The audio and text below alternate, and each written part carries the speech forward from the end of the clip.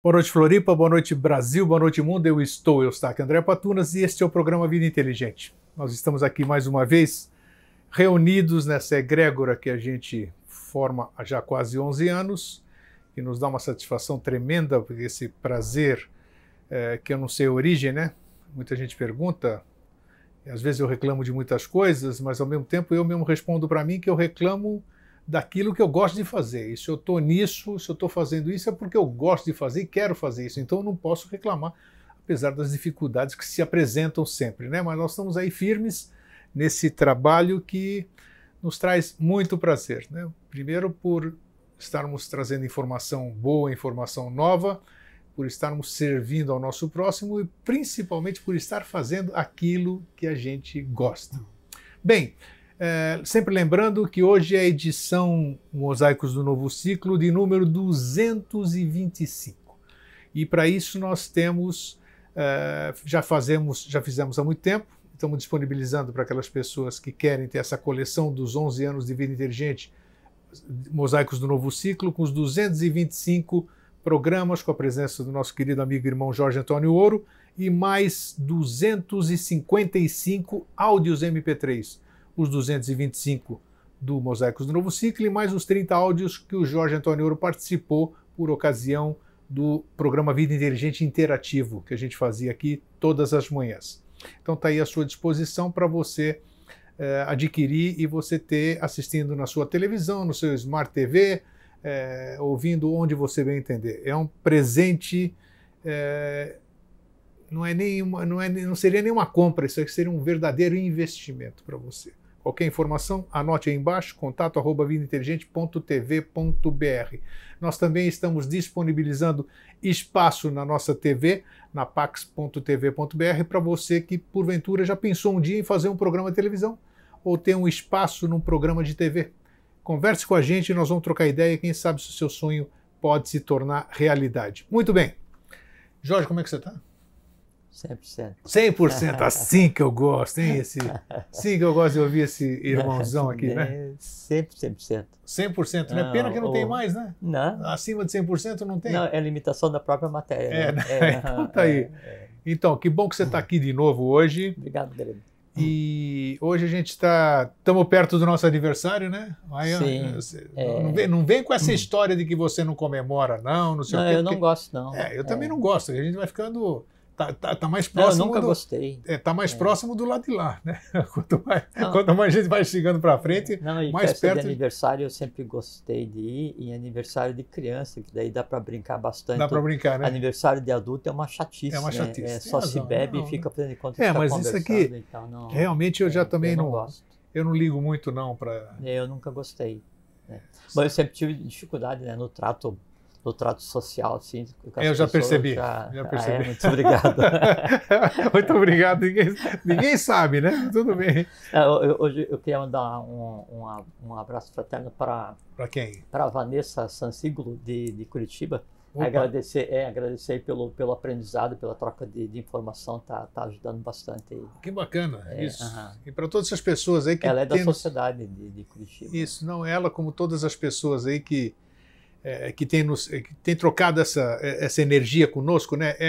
É muito gostoso, é gratificante, falei no meio do programa, é gratificante assim a gente ir formando essa família que é uma unidade, né? Mas devagarzinho nós vamos nos conhecendo, vamos nos aproximando, né? É porque por afinidade sempre acontece a coisa do invisível para o visível, né? Sim. Então, por afinidade, primeiro as ordens iniciáticas, né, os movimentos, as nações, as famílias, elas se formam daí no que seria na alma de todos, né, aos entrelaçamentos, depois isso vai acontecer no físico. Então, quando chega ao ponto de se criar um movimento como esse que você iniciou aqui há 10 anos, e essas pessoas estão vindo aos poucos, né, quando acontece a vinda física, é porque a vinda vital, a vinda astral, a vinda mental abstrato, a vinda intuitiva já aconteceu já há muito tempo. Então sempre, né, o físico, a gente pensa que é a primeira ação, não, o físico sempre é a última ação. A ação física ela é uma decorrência qualquer que seja, mesmo no maior erro, né, o erro mais grotesco que a pessoa possa cometer, antes deve ter havido um impulso, antes deve ter havido uma emoção, antes deve ter havido a falta de razoabilidade para frear o impulso e a emoção. Então, sempre há, né, uma geração do invisível para o visível, para o bom e para o mal. Isso é interessante o que você está falando. Além disso, o que eu tenho percebido é que vocês não sabem, né? Eu vivo isso aqui 24 horas, então eu recebo os e-mails, como eu sempre falo, eu recebo os contatos e tal. E é incrível, eu não sei que termo que eu uso, sintonia, sincronia, não sei o que. É impressionante como as coisas vão se juntando. Causalidade. Alguém que precisa de ajuda e de repente aparece uma pessoa que pode ajudar essa pessoa e começa a desencadear uma série de coisas que você parece brincadeira, parece mágica, o que a gente estava falando, parece mágica.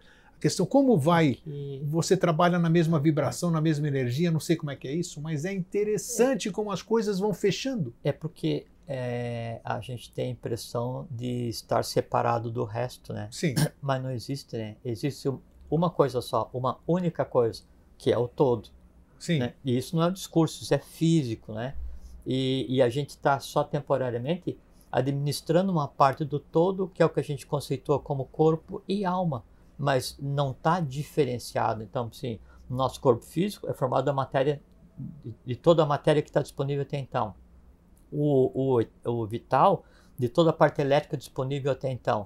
O astral, de tudo o que tem disponível, só que daí uma parte eu vou fazer uma circunscrição e vou gerenciar aquela parte, vou criar novos seres ali. Agora é tudo uma coisa só. Então e a lei, né, e o movimento das coisas, ele acontece assim, a cada milionésimo de segundo, de uma maneira assim perfeita, dentro de um sincronismo perfeito. O que acontece é que a gente momentaneamente está sem a capacidade de ver esse mecanismo, né? A mesma coisa assim, eu até tinha pensado em trazer para a gente fazer uma brincadeira, que é assim, pegar uma nota musical da Nona Sinfonia e cortar e aí tocar aquela nota bem alto, e aí falar assim, o que vocês escutam? Aí aquela nota, um pequeno conjunto de notas, você vai ouvir e vai pensar assim, nossa, que coisa caótica, que coisa desagradável, aguda, né? Sim. Daí sim, agora então vou mostrar no contexto. Aí você toca uma parte do quarto movimento da Nona Sinfonia, aquela coisa celestial em forma de som, é exatamente como é a vida da gente. A gente vê uma parte, né? E ali a gente acha o erro, acha a não conformidade, o mal com U, o mal com L, o feio, a dificuldade, o ódio, a antipatia, essas coisas todas. Sim. A gente não vê o todo. E essas coisas contrárias à lei, em Adharma, nós criamos em nós mesmos e nós damos a vida para manter em nós mesmos. Fora de nós mesmos, tudo é equilíbrio. Se fosse, eu li essa semana, pena que eu não tenho aqui para ler agora, exatamente o que você falou, um sábio falou exatamente isso. A gente olha uma partezinha e quer ter, sem a compreensão, a gente não sabe, não consegue ver a perfeição do todo, porque a gente se atém naquele erro, vamos dizer assim, Claro que sim. que a gente não vê, a gente se atém no 1% do erro, do errado, e a gente não vê o 99% do certo, né? Então essa é uma coisa que a gente precisa se habituar. Por isso que você pergunta, como é que você está? 100%. É isso aí. Você está bem? Eu estou sempre bem. Né? Assim, tem coisas para resolver?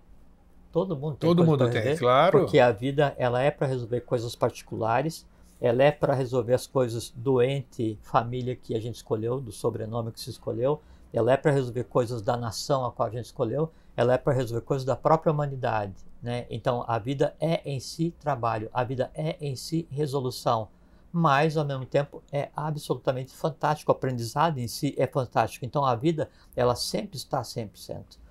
O fato de reclamar não cura nada. Não. Reclamar de uma doença não cura a doença. Não. Reclamar de um problema não resolve. Você tem que encarar, compreender, dividir a coisa em partes e daí resolver. Ah, mas se não tiver solução, solucionado está. É uma coisa que não tem que solução. Não tem solução, já está. E a vida como está? Perfeita. E como é que está tudo? 100%.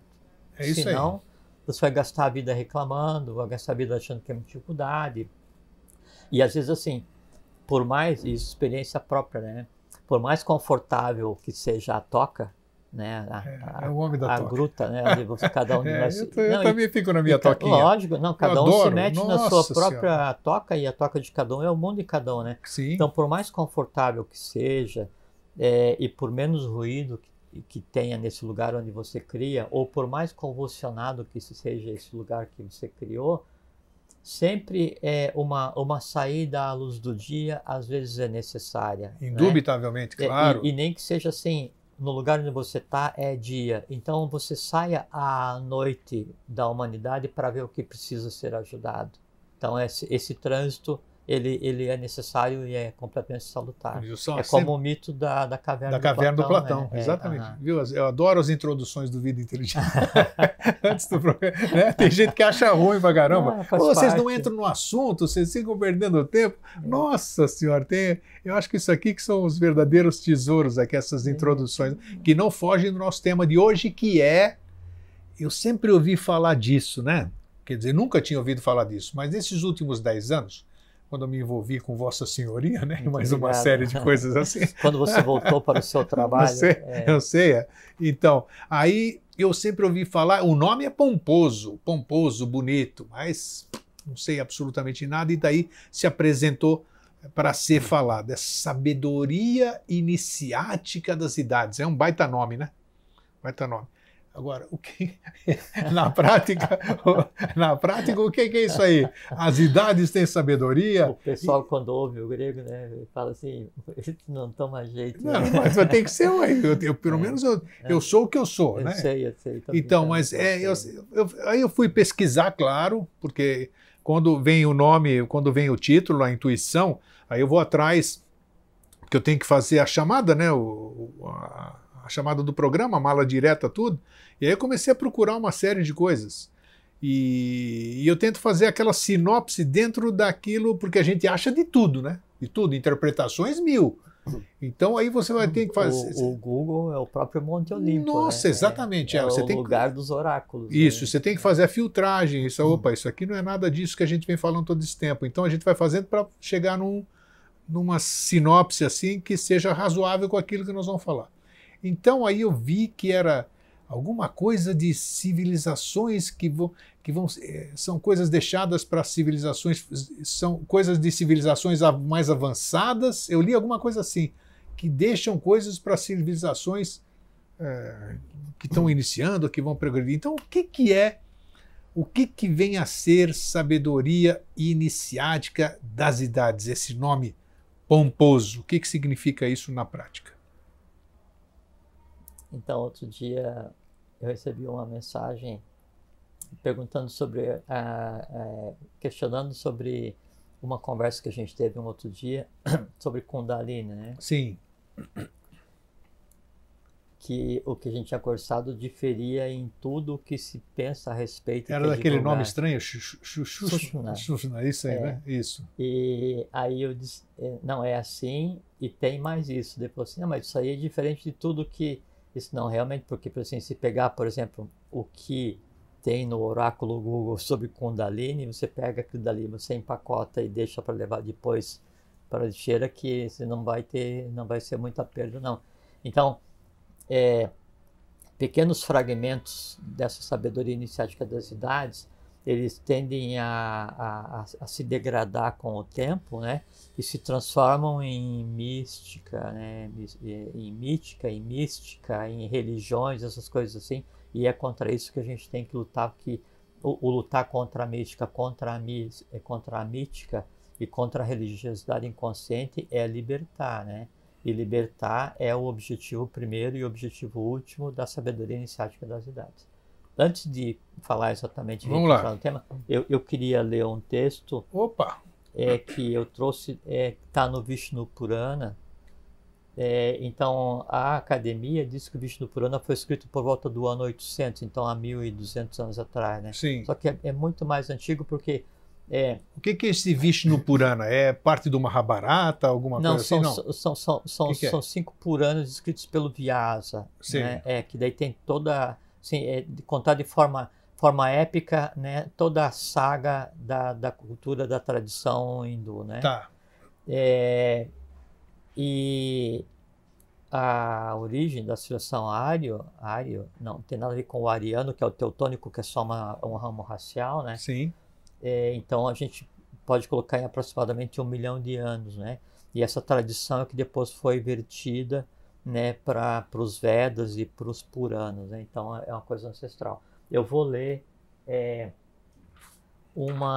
Então tem a profecia do Rei do Mundo, né? Sim. Que todo mundo conhece. Todo mundo E conhece. tem várias profecias parecidas. Que é amedrontadora, né? A profecia do Rei do Mundo, né? Todas são. Mas é... Eu vou ler essa que está no Vishnu Purana e que ela é mais antiga do que a profecia do Rei do Mundo, que foi Kondocenovsky que colocou no livro dele, né? E diz assim: nos dias em que os Milecas forem senhores das margens do Indo, da Caxemira e da Chandrabhaga, Milecas em sânscrito é europeu. Tá. Então, no dia que os estrangeiros forem senhores das margens do Indo, Caxemira e Chandrabhaga, aparecerão monarcas de mau espírito, gênio violento, mentirosos e perversos. Opa! Então, isso escrito, vamos colocar assim, algumas dezenas de milhares de anos atrás. Vamos em frente. Eles darão morte às mulheres, às crianças e aos próprios animais. No entanto, o seu poder será limitado, suas vidas serão curtas, embora seus desejos insaciáveis. Vê que parece que está sendo escrito para hoje, né? Sim. Gentes de vários países com eles se misturando seguirão o seu exemplo. Os puros serão desprezados, e com isso o povo perecerá, porque melecas ou bárbaros estarão nos extremos, enquanto os verdadeiros ários estarão no centro. A questão de você tomar um extremo ou outro. Sim. Com relação à qualquer tônica política ou o que seja, os dois extremos levam a lugares indesejáveis. Tá. Né? Olha só, a riqueza e a piedade diminuirão cada vez mais até o mundo entrar em completa degradação. Então, somente a fortuna dará valor aos homens. Ela será a única fonte de devoção. A paixão animal será o único laço de união entre os sexos. A falsidade, o único meio de vencer as contendas. As mulheres, mero objeto de satisfação. A exterioridade, o único sinal de distinção entre as camadas. Olha só. A falta de honradez, o mais prático meio de se ganhar a vida. A debilidade trará consigo a dependência. A ameaça e a ostentação suplantarão a verdadeira sabedoria. A mais desenfreada liberdade não permitirá outras aspirações mais dignas. A riqueza dará ao homem a reputação de puro e honesto. A razão estará sempre do lado do mais forte, e o povo, esmagado pelo peso da enorme carga, começará a emigrar de um lado para outro. Não é a situação exata do que está acontecendo hoje? E assim, na Idade Negra, a decadência moral continuará sua marcha até que a raça humana se aproxime da sua extinção. Quando o fim de tal idade estiver próximo, descerá sobre a terra uma parte daquele ser divino que existe em sua própria natureza espiritual, dotado das 8 faculdades supremas, os 8 poderes do yoga, né, do yogi, que é o que tem os crestos, os avataras, os budas, sim, né? Sim. Os homens, ele restabelecerá a justiça na terra, e as mentes dos que viverem até o fim serão tão puras como o cristal. Os homens assim transformados serão como sementes de uma nova raça que seguirá as leis da idade do ouro ou da pureza para transformar o mundo. Tá. Então, como é que você explica? Vamos lá. Agora tem umas perguntas aí. Agora sim, você não pode fugir. Não vou fugir. Pode perguntar. Não, não posso deixar de fazer, quer dizer. Ele fala de, mais uma vez, mesmo sendo um texto antigo, 800 anos atrás, fala mais uma vez de Salvador. Não, 1.200 anos é o que diz o conhecimento acadêmico, supondo que isso tenha sido escrito por Vyasa, sim, né? Sim. O codificador dessa parte dos Puranas. Mas, na verdade, pode-se atribuir algumas dezenas de milhares de anos para esse texto. Pode ser. Então sim. Tá, mas mesmo porque assim... Você veja que é antes, né, dos estrangeiros terem chegado no Oriente. Sim. Mas mesmo assim fala, mais uma vez, quer dizer, a gente quer fugir disso, né? De um Salvador? Exatamente. Está aí dizendo que um dia quando a humanidade estiver se extinguindo aqui, quer dizer, se autodestruindo, vai chegar alguém, que ele fala alguém, né? Ele não fala, ele usa o termo assim, mas dá para... Ele fala de um ser detentor dos 8 poderes do Exatamente. Yoga, né? Então, vamos... A primeira pergunta, quem é, o que ele quis dizer com isso? Quer dizer, se você souber, claro. Eu sei. Então tá. Então, assim, bom, primeiro vejo que isso aqui tem tudo exatamente a ver com sabedoria iniciática das idades. Claro, vamos lá. Né? E aí vamos estabelecer o laço. Esse ser que é citado no Vishnu Purana dentro dessa previsão é o mesmo tipo de coisa que é citado na profecia do Rei do Mundo, né? E em várias outras, só que daí esse não é... O Rei do Mundo diz que vai vir alguém também? Não fala a mesma coisa, da questão da Idade Negra. Que daí sim, povos... isso sim, tá. Nesse aspecto, sim. Só que daí fala assim, então há de vir um povo até então desconhecido que arrancará as más ervas da loucura e do vício, e ele fala de um estandarte único, uma frente única espiritualista. Isso, a mensagem é mais ou menos mais igual. Mais ou menos assim, exatamente. Só que daí, mesmo na questão da profecia do Rei do Mundo, quanto nessa aqui do Vishnu Purana, e que tem a ver com a sabedoria iniciática das idades, não é um Salvador. Periodicamente são feitos movimentos para tentar restabelecer a lei. Periodicamente são feitos movimentos, né, para tentar fazer a humanidade voltar a ter consciência. Sim, pelo menos a história diz isso, né, que a gente conhece. A história, ela é isso. Fora dessa parte, a única outra história é a história das guerras, das beligerâncias, que é o que se considera como história, a ponto de se dizer que o país que não fez guerra não está na história. Sim. Né? Essa é uma parte grotesca, né? uma maneira grotesca de encarar o que seja a história. Tá. Então, esses seres que vêm, ele não vem para salvar no sentido religioso, de dependência. Sim, mas essa palavra ela tem a conotação religiosa e está incrustada, está cristalizada no ser humano.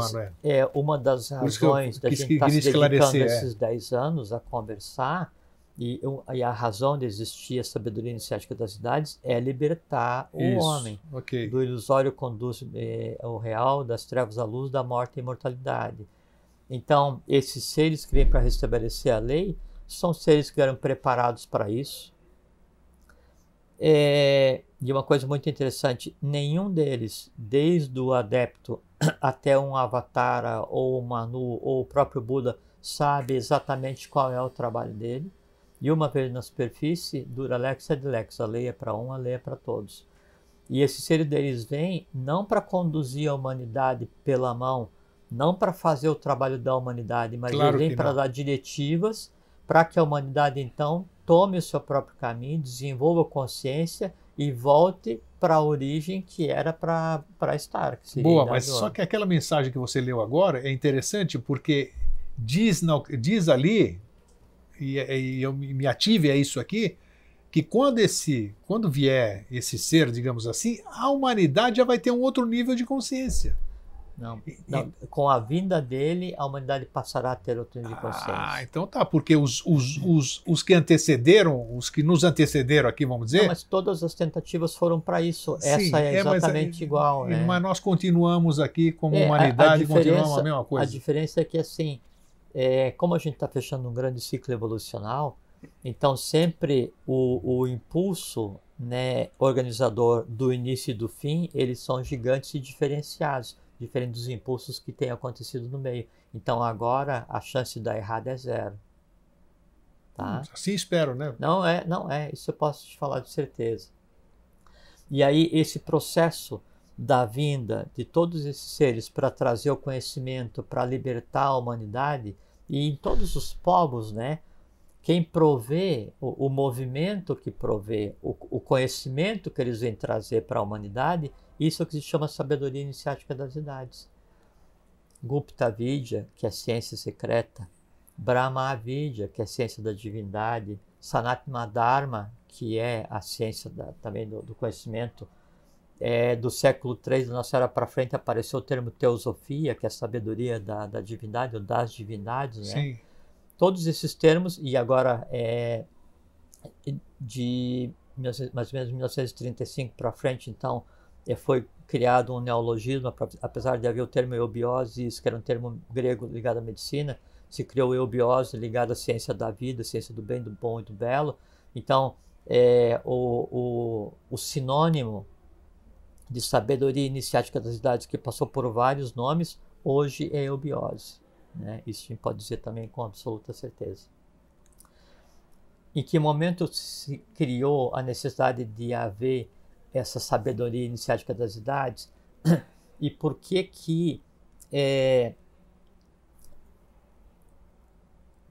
há a necessidade de dar o conhecimento em partes? Por que há a necessidade de segregar o conhecimento? Em que momento que isso aconteceu? Tá, uma pequena parte para você dar sequência. Está bem claro ali naquilo que eu disse no início do programa, que eu fui pesquisar. Me chamou a atenção que diz que é conhecimento de seres mais adiantados ou mais inteligentes, digamos assim, que é dado para, vamos dizer, civilizações em evolução, digamos assim. Está certo isso ou não está? E até que ponto está certo isso? Não, isso está errado. Está errado? Está 100% errado. Então, como é que é a história? 100% errado.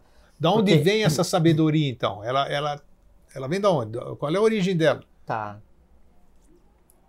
Quer ver só? Pegar um ponto no Pode tempo. pegar. Sim. E por assim, na 14ª dinastia do Egito, em Aton Amenófis IV, de 1375 a 1358 a.C., ele reinou 17 anos. Depois ele passou a ser conhecido na história como Cunaton, o amado de Aton, o disco solar. Ele criou a Ordem Rosa Cruz dos Andrógenos, que não tem a ver com a Rosa Cruz como se conhece hoje, sim, e nem com a Rosa Cruz quando tinha ligação com o Christian Rosenkreuz ao início. Pode-se considerar, então, nesse período de 1375 a 1358 como o marco zero da criação de todas as ordens secretas que existem hoje. Então, o Cunaton, ele foi como se fosse o patriarca de todas essas ordens. O que essas ordens secretas fizeram e fazem e farão?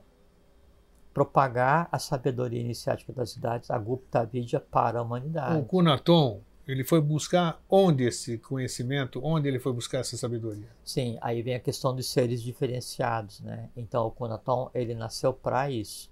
Então, a gente volta àquilo que a gente tem conversado aqui muitas vezes. Sim. Então, de adeptos, avataras, bodhisattvas, budas, manus, todos esses seres, então, eles vêm para restabelecer a lei. Quando tem uma fala de Krishna, né? Quando o Dharma declina, Krishna conversando com Arjuna, que na verdade é a divindade conversando com a humanidade, quando o Dharma, que é a lei, declina, e a Dharma, que é a contra-lei, se levanta, eu me manifesto para restabelecimento da lei, etc. Né?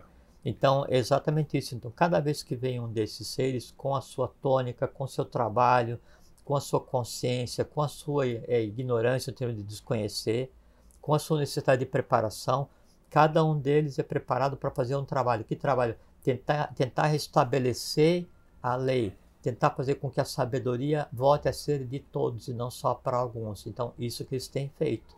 Como não é possível fazer isso de maneira abrangente, pelo próprio estado de inconsciência ou de ignorância no qual está a humanidade, então isso é feito baseado em núcleos irradiadores dessa sabedoria, que são as chamadas ordens iniciáticas, ordens secretas, e esses seres sendo o foco em cada uma delas. Daí, fala, pode falar, não, falar. É porque eu tenho percebido, tivemos um tempo que estava no Oriente. Aí veio o budismo. O budismo colocou... Estou usando o budismo como exemplo. Perfeito. Usou uma filosofia... O nome correto seria bodhismo. Ninguém fala... É isso, budismo, budismo. É com bo. Exato, eu já li sobre isso. É interessante isso. E se fala budismo, que se ligou... fez uma adaptação, né? Mas o ideal seria bodhismo de Bodhi, né? E aí tem a ver com o que a gente chama aqui de búdica, segundo o princípio, a intuição, né? Seria até interessante pesquisar sobre isso, o budismo. Mesmo o budismo, né, ao longo do tempo, ele veio degradando, né? Tanto é que tem o budismo do norte e do sul. Isso, já virou um monte de coisa. Então, mas eu quero entender isso aqui.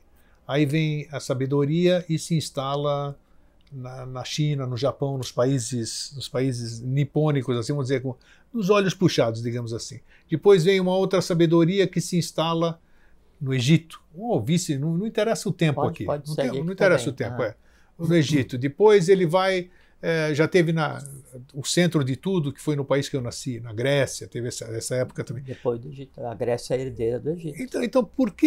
Eu quero saber. O Egito é herdeiro da Atlântida. Por que isso? E tudo bem, você vai justificar por que ela vai aqui, tal, e eu quero.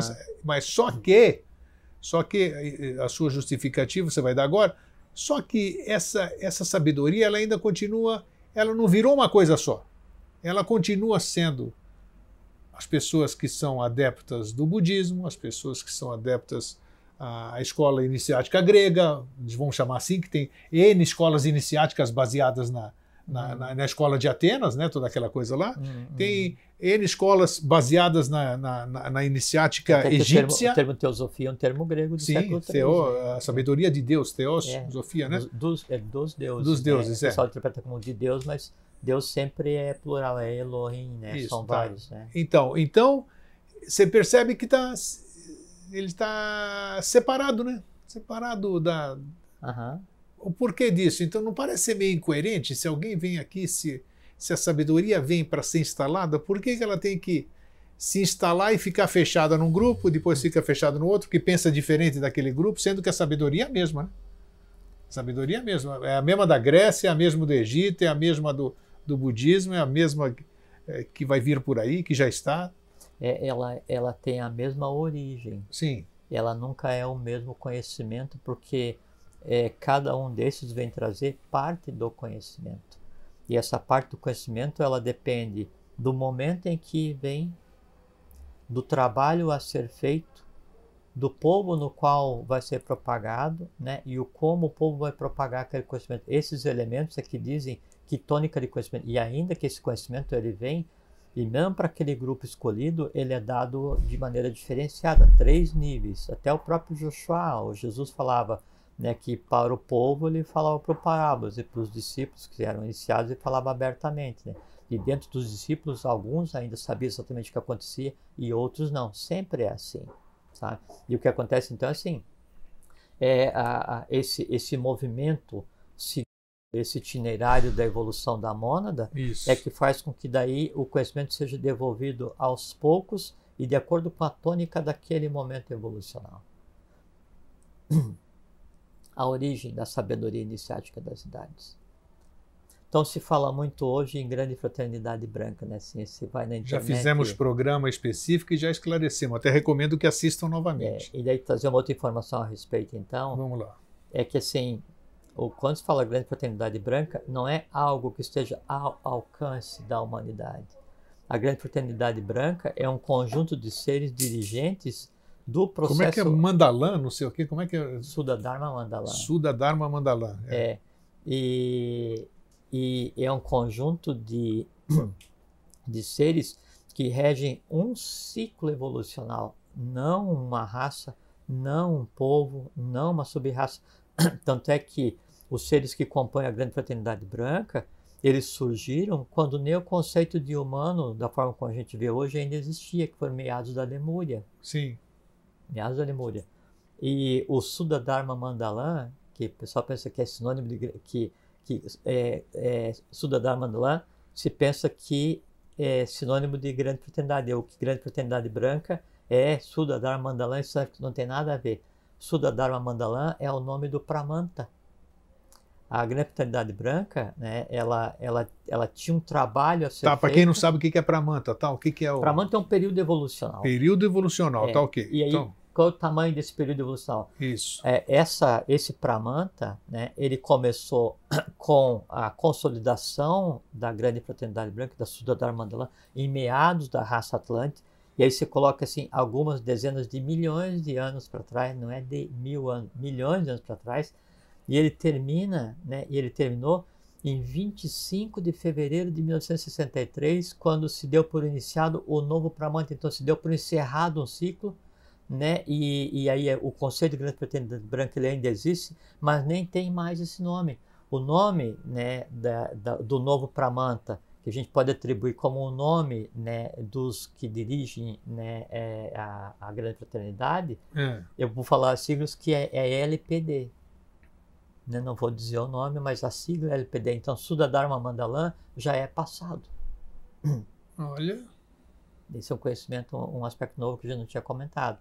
Para ver como é a dinâmica das coisas, sabe? Aí então essa. Tá, mas peraí. Você não precisa definir o que, não precisa traduzir o que é LPD. Não importa. Só que Sudadharma Mandalam é um nome hindu. Sim. E LPD é o quê? É grego, alemão, russo, checheno, extraterrestre, intraterreno? É isso que eu quero. Não, aí ele tem um significado em português, tem significado no sânscrito, tem um significado no latim, tem uma opção de significados, mas aí você pode colocar como origem agartina. Origem agartina, perfeito, Sim, tá bom. Tá? Ok. E quando digo origem agartina, é no idioma da agartha, né? Que é o Sim. idioma que cedo ou tarde todos nós vamos conhecer, né? Certo. Tá?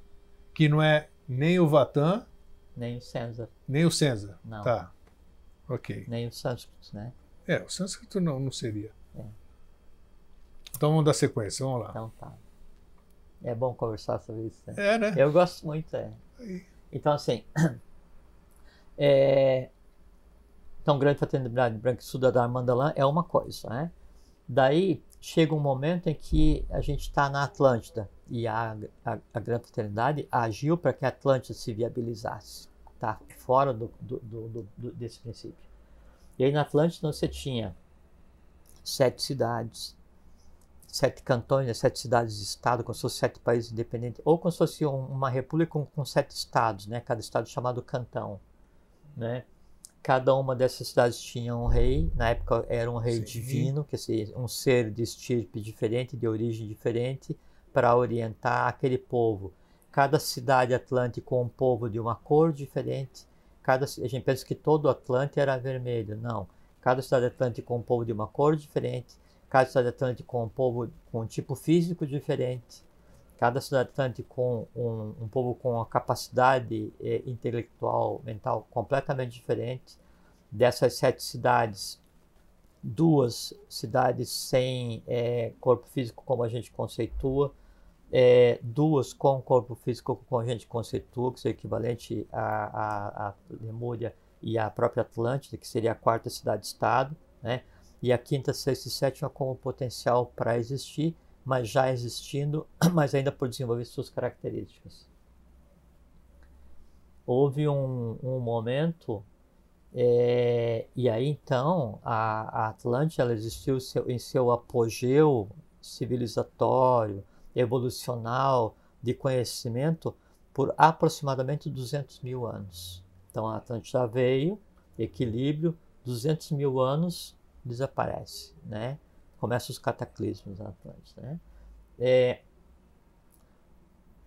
Em determinado momento da organização Atlântida, por conta de coisas ainda pendentes de um estágio evolucional anterior, e por conta das pessoas da Atlântida, os seres dos Atlantes, não estarem preparados para lidar com os poderes e com o conhecimento que a eles foi conferido de maneira generalizada. Sim. E olha que na Atlântida, assim como é na Agartha, assim como deveria ser na superfície, ainda existia a organização dos seres de acordo com a sua idade evolucional.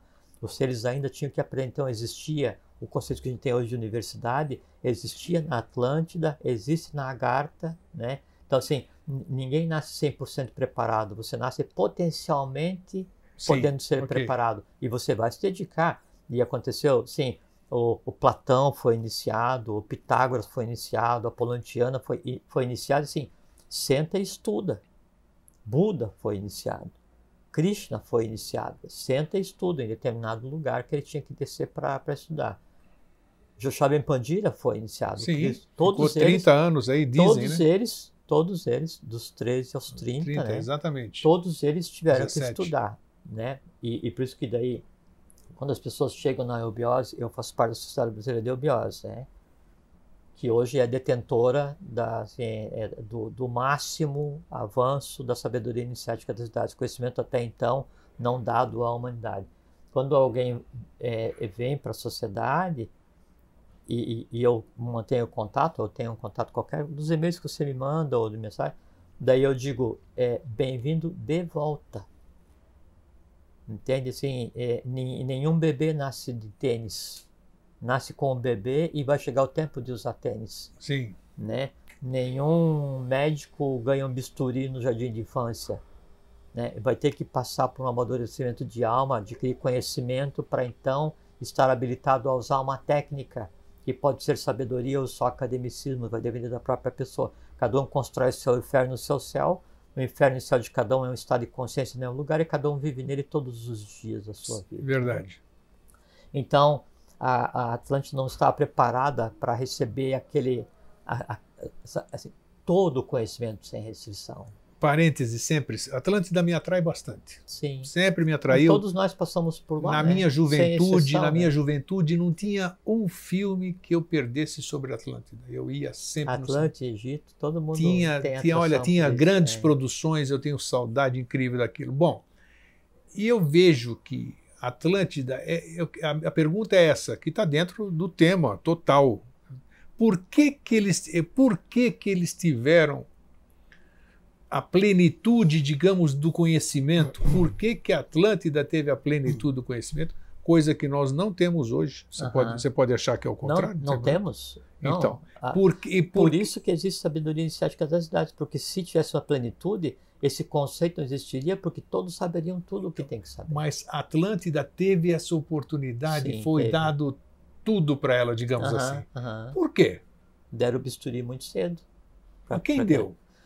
Aí os próprios reis divinos, a própria organização social permitiu que, ao longo dos milhares de anos nos quais a civilização teve seu apogeu, então o conhecimento fosse disseminado para dar cultura, para melhorar. Tinham tudo, eram alquimistas, você sabe disso, tinham tudo, tudo.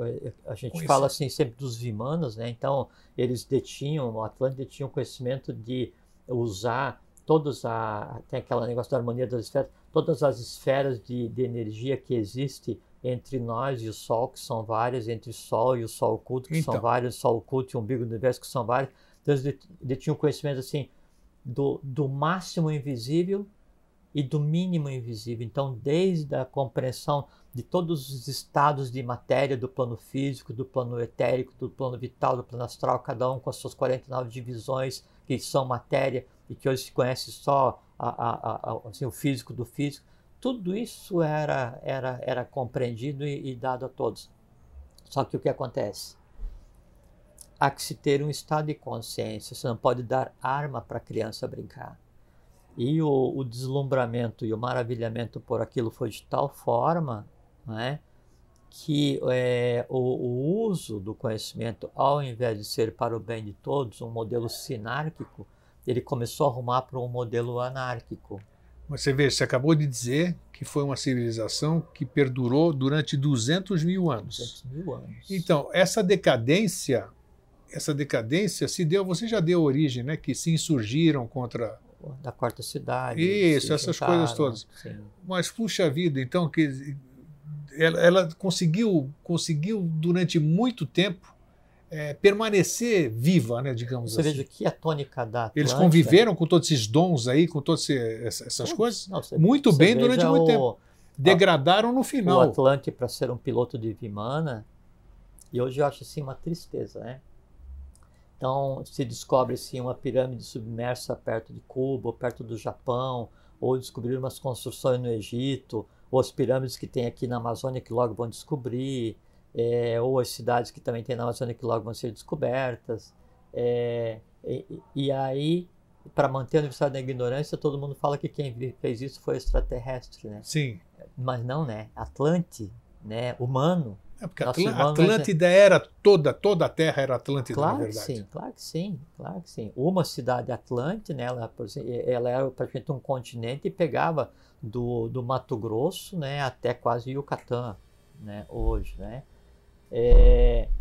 Então, o piloto de um Vimana, ele tinha que dominar, né, todas as categorias de conhecimento oculto que hoje se busca na iniciação para pilotar um veículo que permitia ele transitar entre o visível e o invisível. É isso aí. Aí fala assim, tem uma construção na Lua. Grande coisa, era o nosso quintal, né? É essa visão que não se tem. A diferença é que, assim, é que o ser humano tende a tentar analisar o invisível baseado só no visível, só naquilo que ele... Mas não tem um parâmetro, só tem um até porque parâmetro eu estava do visível. conversando com uma pessoa nessa semana agora que passou. Se eu te dou um sorvete de graviola para experimentar, Sim. E você não sabe o que é graviola, nunca viu, não sabe o formato, não sabe que a origem é lá no Pará, não conhece, né? E aí você come, eu pergunto para você assim, me diz o que você sentiu, o que você acha? Daí você vai usar para descrever a graviola tudo que eu aquilo conheço. que tem na mente concreta. Claro. E você vai me dizer o quê? Parece um abacaxi. Claro, sei. É exatamente o que acontece depois de um período de sonho, né? Sono com sonho. Daí a mente concreta vai interpretar. Ela faz o quê? Ela pega tudo aquilo que ela não compreende e dá sinônimos. Primeiro taxa o sonho como muito louco. E depois começa a encaixotar aquelas coisas que ela não compreende naquilo que ela compreende, para que aquilo que ela compreende seja verbalizado. Isso. É um processo interessantíssimo. Porque senão eu digo assim para você, me descreva a graviola. Ou então, assim, se chega pessoal lá do norte, né? Vamos nos até no Brasil, né? E fala assim, como é que é um pinhão? Daí fala assim, igual a melancia? Como é que dá o pinhão? Rasteiro? Como se fosse amendoim? Então, você não tem a noção. Não tem, você não claro. tem. E daí, na tentativa de encapsular, você distorce. O conhecimento é a mesma coisa. Então, os resíduos de conhecimento que ficaram, não é, desse passado humano, é distorcido e encapsulado, né, nessas infantilidades, para que não tenha que se quebrar esses paradoxos, né, falsos paradoxos, né, que é a cronologia da humanidade atual, de falar que a gente existe há 5.000 anos de civilização mais antiga, 10.000 anos, que o Homo sapiens apareceu há 50.000 anos, essas bobagens assim, né? Então, para você admitir que eles tinham uma civilização que viveu 200 mil anos no seu apogeu, que ela deixou de existir há centenas de milhares de anos, que o homem branco, da forma como existe há 1 milhão de anos, etc, etc, etc, pega tudo que está escrito em termos de academia de história, empacota e guarda para ser usado em outra coisa, não como conhecimento. Essa é uma das razões pelas quais hoje o mundo é tão carente de conhecimento. Bom, na Atlântida, voltando, daí esse excesso de conhecimento fez com que a tônica da Atlântida era desenvolver a racionalidade, a mente concreta. E a tônica da Lemúria era ter consolidado e desenvolvido o emocional. Então, um emocional completamente consolidado, né, permitiria que daí na Atlântida desenvolvesse a razoabilidade, e a razoabilidade, então, controlaria e ensinaria ao astral a que as emoções fossem equilibradas. Por conta desses percalços evolucionais, se chega na Atlântida ainda com o emocional por desenvolver, completamente imaturo, completamente não pronto, não é? E isso que ainda na época da Atlântida, várias mônadas ainda não prontas do ciclo anterior fizeram transbordo e chegaram direto ali com todas aquelas coisas para resolver com relação ao emocional. O que é que acontece? Você pega uma pessoa que não sabe controlar o seu emocional hoje, né?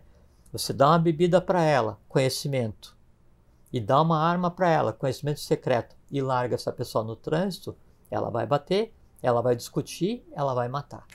É exatamente o que aconteceu na Atlântida. Exatamente. Então, o excesso de conhecimento, a falta de maturidade da mente concreta, a falta de maturidade da mente emocional ou do astral, né, e o excesso de conhecimento secreto, além do conhecimento que cabia a todos, deu igual poder a todos e daí deu no que deu. Houve um levante de uma cidade, as cidades se organizaram, se voltaram contra a oitava cidade, que era da onde emanava esse conhecimento para todo, né, que era o norte, era o sol manifestado na superfície.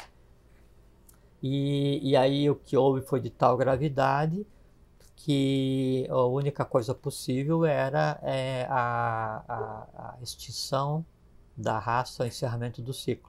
Só que isso nunca, de maneira geral, nenhum povo se eleva do dia para a noite e nenhum povo se degrada do dia para a noite. Não existe magia.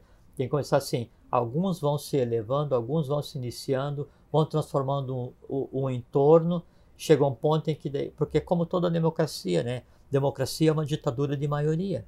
A maioria dá a tônica. Se é a maioria ignorante, tem que ter paciência e seguir aquela maioria. Se é uma maioria sábia, os ignorantes têm que ter paciência e seguir os sábios. Assim que funciona a democracia.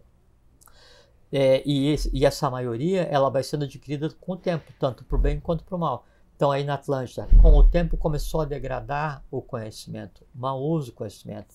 Aí começou a haver coisa que era desconhecida para a Atlântida, que foram as batalhas usando o conhecimento. Né? E parte dessas batalhas, né, dos solares contra os lunares é narrado no Mahabharata. Muito Sim. interessante ler o Mahabharata, né? Que é uma epopeia sensacional e narra exatamente o que aconteceu. E narra as naves usadas e assim... parece guerra atômica, né? Você lendo hoje parecia guerra atômica. Mas atômico como hoje se desconhece. Né? Como hoje se desconhece. E mexer com o poder bélico era muito pior do que o de hoje, né? Hoje hoje é a idade da pedra. Hoje a gente vive na idade da pedra. Ainda bem, né? Porque já pensou a gente com... Não, a gente vive na idade da pedra com uma mentalidade de estado feudal, idade média, né? Aí se você pega um conhecimento do futuro, bélico, e dá pra gente que vive na idade da pedra com uma mentalidade feudal, aniquilação da raça humana. Aí é o que está nessas profecias. E aí você vem, aí que tá, diz que eu sou instigador, né? Aí vem você e diz que nós estamos no fim do ciclo e que nós somos a bola da vez e que não sei o quê. Como? Essa que é a beleza da coisa. Não parece uma incoerência? Assim, não, eu estou narrando os passos que nós percorremos, mas olha, todos nós. É bom a gente falar de um passado perfeito, vamos usar perfeição em relação ao de hoje, né? Então, quer dizer, nós hoje, com o nosso comportamento, com tudo isso aí que a gente vê, então nós não temos a mínima condição de ter o que os Atlantes tinham, por exemplo. Mas veja uma coisa muito interessante. Nós não temos a mínima consciência, bem pior do que a deles. Não, Grego, mas veja uma coisa muito interessante, que assim, eles tinham todo um conhecimento, tinham toda uma organização social, mas em termos de maturidade de alma, maturidade de astral, maturidade de mental, na média, eles eram inferiores ao que a humanidade é hoje. Na média, porque temos hoje na humanidade gente com estado de consciência da Lemúria, gente com estado de consciência da Atlântida, gente que está agindo por instinto como se fosse na ronda animal, gente que não age nem por instinto como se fosse na ronda vegetal, gente que se comporta como mineral, e ao mesmo tempo tem gente que se comporta como Deva, tem gente que se comporta como pessoas da raça Tabimani, quando já funciona a mente concreta e abstrata junto. Tem gente que se comporta como seres flogísticos. E o belo desse momento atual é o seguinte: todos vivendo juntos. É um Brasil. É um Brasil. Perfeito, perfeito. Né? É o Brasil. Né? E assim, nos outros locais do mundo, a convivência dos contrários gera atrito. No Brasil, até 2 anos atrás, a convivência dos contrários não gerava atrito. O Brasil foi preparado para isso. Sim. As pessoas do Brasil são puras e preparadas para isso. O grande problema que a gente está acontecendo hoje, e outro dia eu falei para você, que o que se vê hoje no mundo, em determinado aspecto, é muito pior do que o que se viu na Atlântida, e por menos do que isso a própria Atlântida fundou.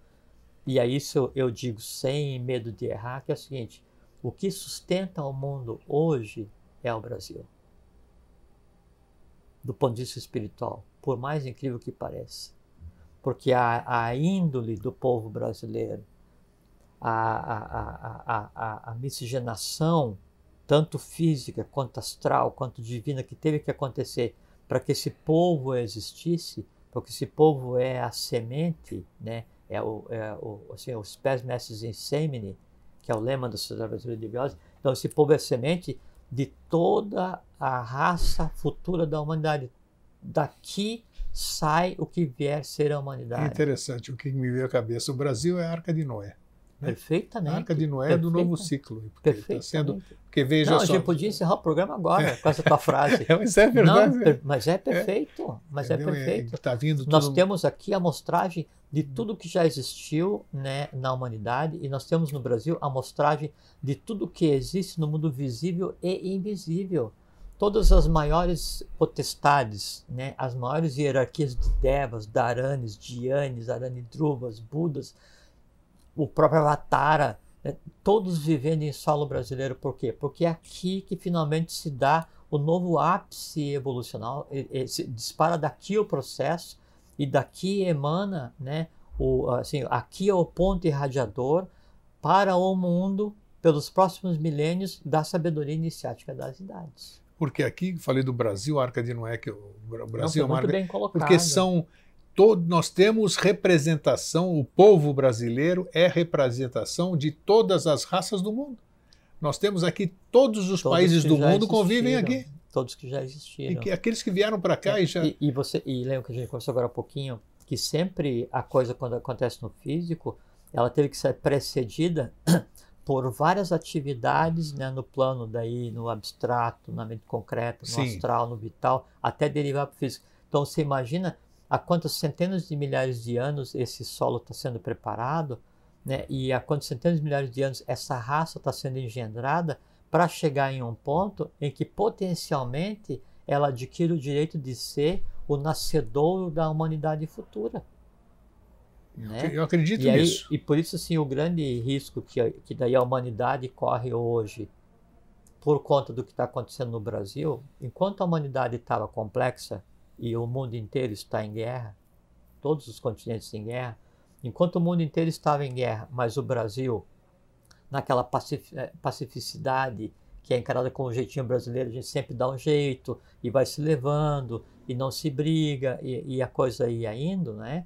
Então ainda havia um muro de contenção, e isso é a questão preocupante, e eu me preocupo muito pessoalmente, né? E sofro muito impacto disso, como todos nós, mas estou falando da minha experiência, né? Sim. Porque daí essa quebra desse muro de contenção e esse aprendizado que está sendo enfiado goela abaixo no povo brasileiro agora, que é o aprendizado do ódio, onde o brasileiro está aprendendo a odiar o outro brasileiro porque ele tem posição política diferente da dele, isso é um risco não só para o futuro do Brasil, é um risco para o futuro da própria humanidade. E ou nós fazemos, o povo brasileiro, ou o povo brasileiro faz o que nasceu para fazer, ou a humanidade está perdida, e aí passa a valer a profecia do Rei do Mundo, que a devastação vai ser de tal forma,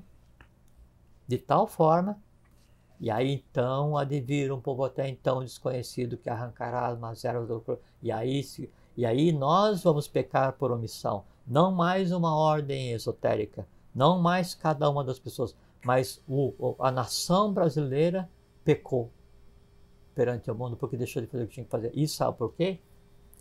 Por conta de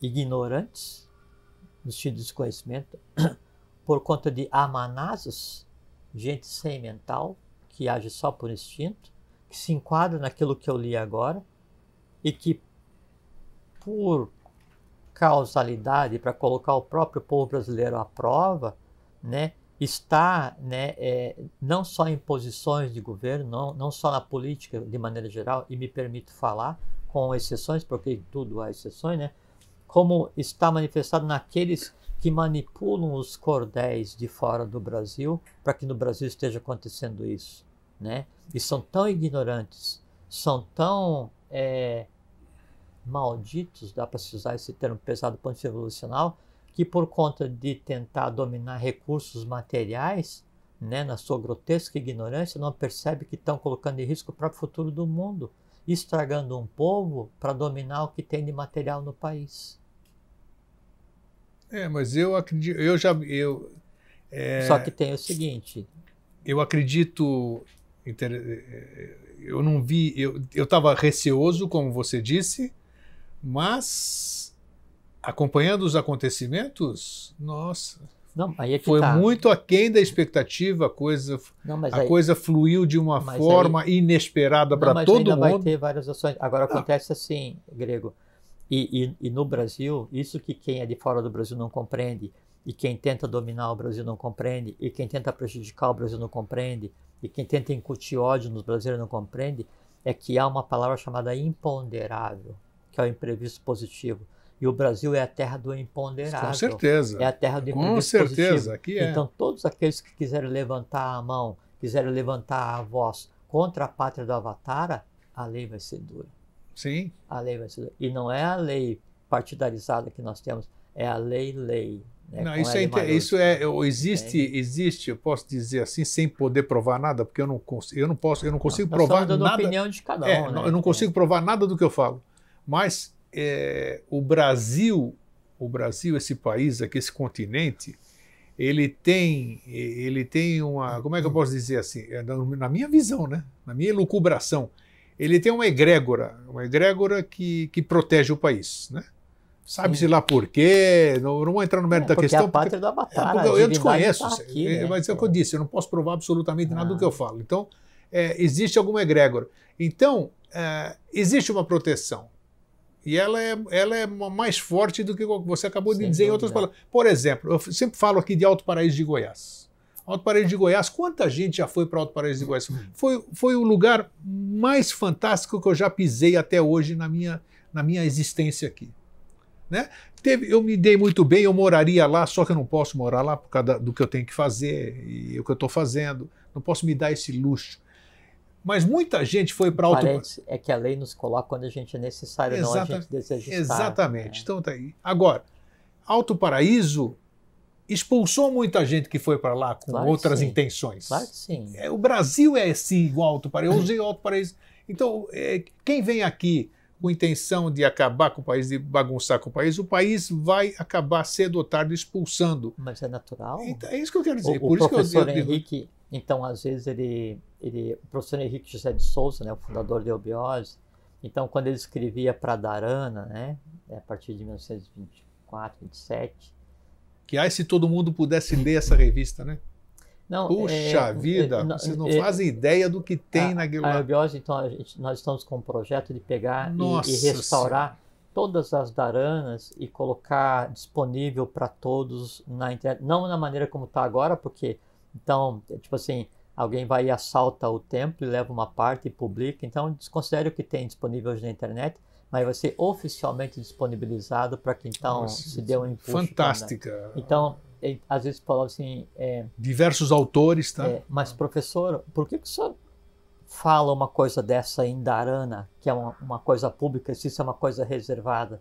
E o argumento dele é assim, é que ao ter contato com o conhecimento oculto, que em si é um poder, se aquela pessoa que está tendo contato não tiver pureza de alma, pureza de sentimento, pureza de objetivo, não só aquele conhecimento ele é inócuo, sim, como ele pode causar mal a quem o pratica.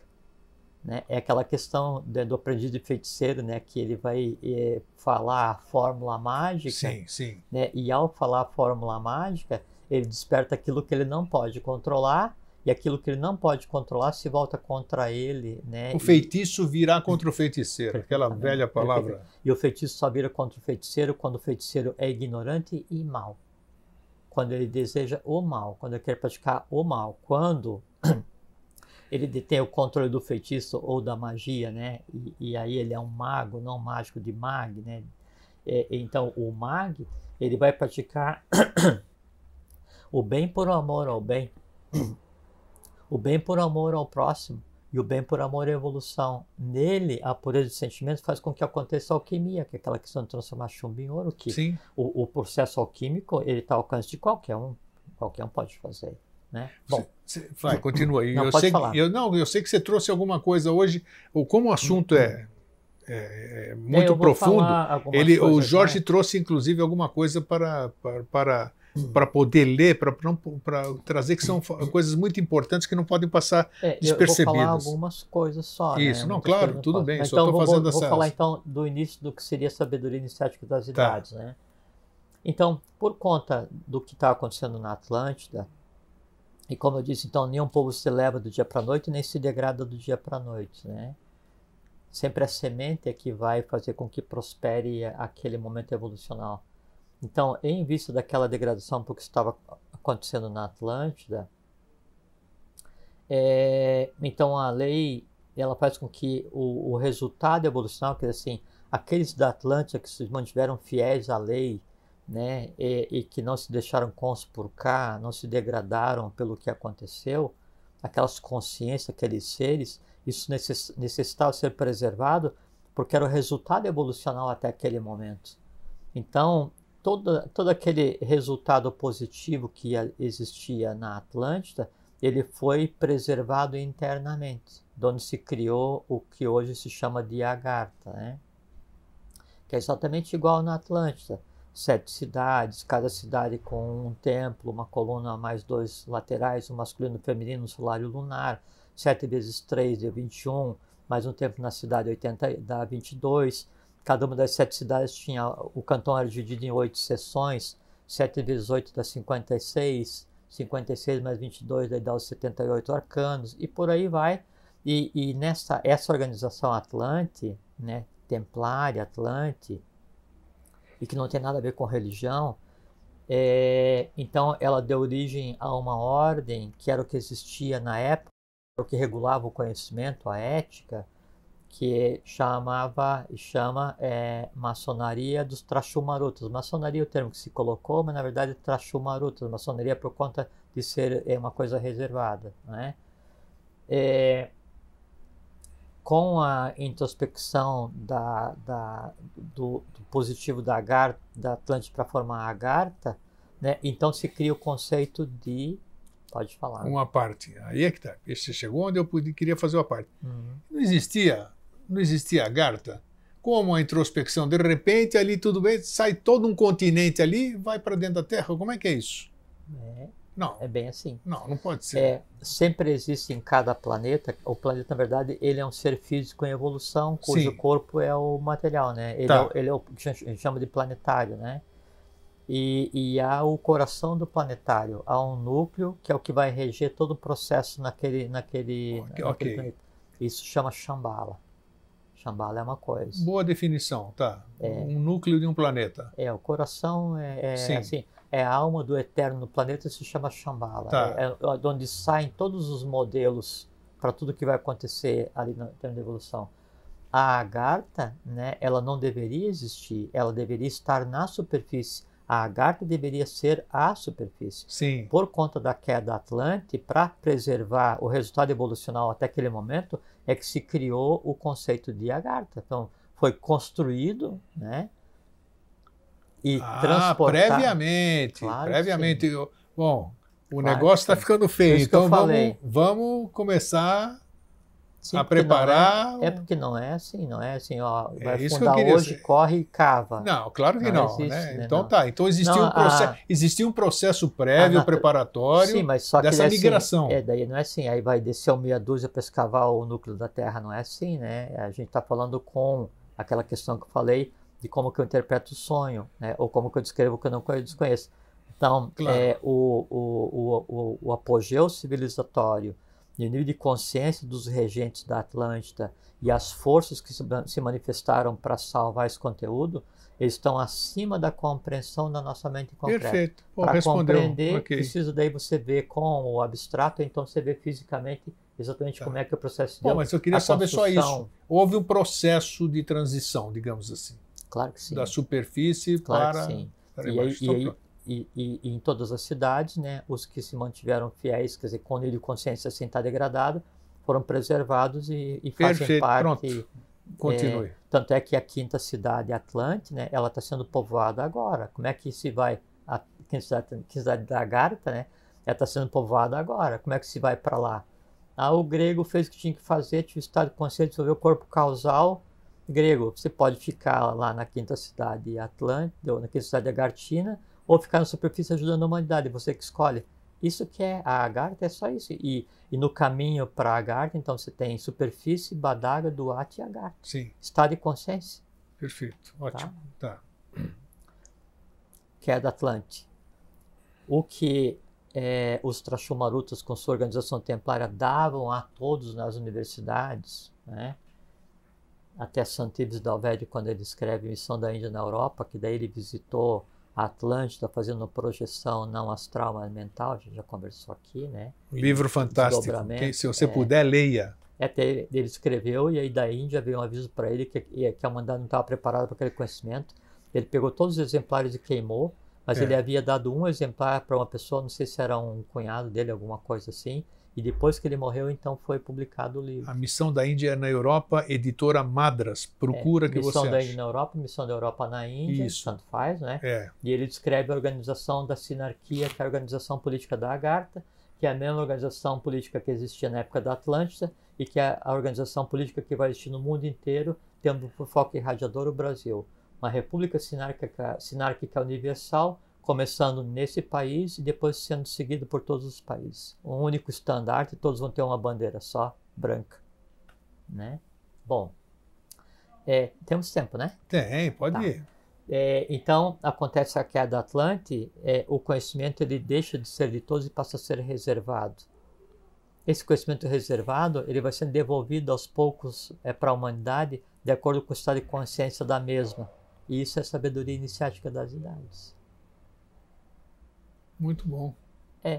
Então, na verdade, a sabedoria iniciática é devolver à humanidade aos poucos aquilo que já foi integralmente dela. Com uma garantia. Como agora a gente está com um estado de consciência diferente, né, do que era na época da Atlântida, se tem a certeza que não vai haver nova queda. Né? Por quê? Aquela questão da maioria e minoria. Então, a gente espera que, ao conhecimento ser dado de forma homeopática para a humanidade, então se tenha uma maioria com consciência, né, e que consiga dar as direções para aquela minoria que ainda fica inconsciente. Sempre vai haver. Sempre vai haver 4 idades evolucionais. Tem agora, existiu na Atlântida, existe na Agartha, na própria Agartha também é dividida assim, sabe? Existiu na época da Lemúria, quando tomaram o formato humano, existia em formato de 3 no ciclo anterior, no ciclo seguinte daí não vai ser mais 4 estados de consciência, vai ser 5 estados, e assim a gente vai até que a gente se transforme em seres flogísticos e se funda com a Terra, que vai virar um Sol, se funda com o Sol, que vai virar 2 sóis, e acaba o negócio todo. Você quer dizer hoje, você está querendo dizer que, apesar disso tudo que a gente vê, que estamos vendo, a humanidade ela tem um nível de consciência diferenciado do que tinha as humanidades que nos precederam? Senão o mundo já tinha acabado.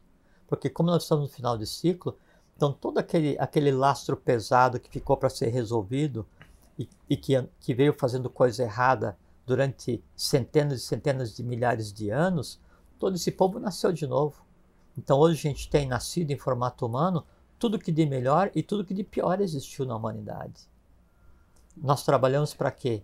Para que o que de melhor existiu na humanidade consiga fazer com que o que ainda está por evoluir se harmonize.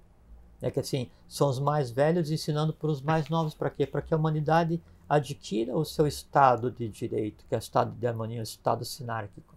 Hoje, antes da gente iniciar esse programa, eu compartilhei uma notícia interessantíssima, porque diz que foi feito o levantamento, são estudos feitos pelo mundo afora, e dizem, e concluiu-se de que existem cada vez menos, está diminuindo o número de pessoas religiosas. Ou seja, todas as religiões, sem exceção, estão perdendo... Estão fracassando, o termo é fracassar. Adeptos, vamos dizer. Quer dizer, eu de repente já não acredito mais em nada, então vou começar a investir em mim. Eu vou acreditar naquilo que eu vejo, naquilo que eu sinto, naquilo que eu toco e tudo isso aqui. E parece... a pergunta é, como não existe acaso, existe a causalidade, como você diz, então seria esse um indício de que as pessoas estão adquirindo realmente um nível de consciência? Não queremos dizer aqui, em hipótese alguma, que adquirir nível de consciência é deixar de acreditar no que você acredita. Não. Nada disso, muito pelo contrário. Até porque isso só vai acontecer naturalmente de acordo com a idade evolucional de cada um, que não tem magia. Mas você acha que esse é um forte indício? Claro que sim. Claro que sim, porque a sinarquia, ela implica em uma única religião, não no sentido das religiões que existem hoje, mas no sentido do religo, religas, religare, que é o homem ligado à sua própria essência, assim, ele tendo conhecimento do visível e do invisível, ele podendo manipular o visível e o invisível, e ele vivendo no visível e no invisível. Isso é o religare, né? E aí é nesse momento em que a humanidade vai conhecer o perfeito conceito de paz, não antes. Não antes, né? É lógico, né? Lógico, assim, nesse final de ciclo, então, mesmo nessa parte caótica, que é o estertor do ciclo que não quer terminar, nós já temos um novo ciclo nascido, dealbado, né? Que assim, a aurora já se fez, né? E é natural que a aurora, ela cause um impacto gigantesco em todos os seres, do melhor ao pior, Sim. né? Do mais equilibrado ao mais louco, né? Do mais fraterno ao mais malvado, todos, né? E tanto é assim, o que mais causa ódio, né? O que mais incomoda um odiador é você amar a criatura. Claro, não Né? tenha dúvida. Porque ele precisa ser odiado porque é ali que se alimenta, né? E inclusive, assim, essa é a grande chave para o Brasil conseguir se manter íntegro e equilibrado, é que, assim, passar dessa tormenta, né? E passar essa tormenta no mundo, essa devastação moral que existe no mundo, as sementes da próxima humanidade, elas vão ter que estar em algum lugar, sementes astrais, sementes mentais, né? Então, o brasileiro, ele tem que se manter íntegro, ele não pode entrar no jogo do ódio, nem de um lado nem do outro, ele tem que manter incólume, né, a semente da paz, para que depois ele consiga exteriorizar e semear, o spes mestres in semine. Isso é trabalhar em função da lei. Bom, se criou a sabedoria iniciática das idades. E aí, aos poucos, então, começou a ser dado, né, para a humanidade. Esse movimento de subida, né, da lei para a superfície, né, aí ele acompanha a evolução dos povos. Você chama a lei, podíamos dizer, já foi tema do nosso programa, os 10 mandamentos agartinos ou não? Não, é um conjunto, né? Ou é um conjunto superior a isso tudo? É porque a lei é a organização da coisa como um todo, Sim. e inclusive implica nela o conhecimento como um todo, Tá. né? Que é dada à humanidade. Ele Então, é muito mais do que isso que eu acabei de citar. mais então. do que isso. Tá. A lei é a organização, é como se fosse assim, a lei é o cérebro e o coração unidos, né? Ok. E o cérebro seria todo o conhecimento e o estado de consciência que a humanidade adquira, e o coração é o que emana de Shambhala, nem da Agartha. No dia em que Shambhala e Agartha se unirem na superfície, aí a lei se fez, Fiat Lux, a luz se fez. Tá? Então, essa sabedoria, ela é dada aos poucos para transformar os povos, para tentar devolver para aquele povo específico aquele estado de consciência que já se tinha antes na Atlântida, que se tem na Agartha, mas já com aquele adicional pelo fato dessas pessoas, desses seres viverem na superfície, né? E aí então aconteceu para vários povos. Então você pega assim, na Irlanda com os Tuatha de Danann, na Babilônia, com os fenícios, com os persas, com os egípcios, com os gregos, com os romanos, até com Roma. Sabe que Roma daí foi um grande movimento. Por exemplo, você pega o rei Numa era um auto-iniciado, né? Você pega o lugar hoje é o Vaticano, onde é o Vaticano, na época de Roma, aquele lugar ali se chamava Vaticano porque era o lugar do vaticínio. Então era um lugar de previsões, de previsões, era um lugar mágico, adivinhações, tudo. Sim, e mesmo dentro da Igreja Católica, assim, dos antigos,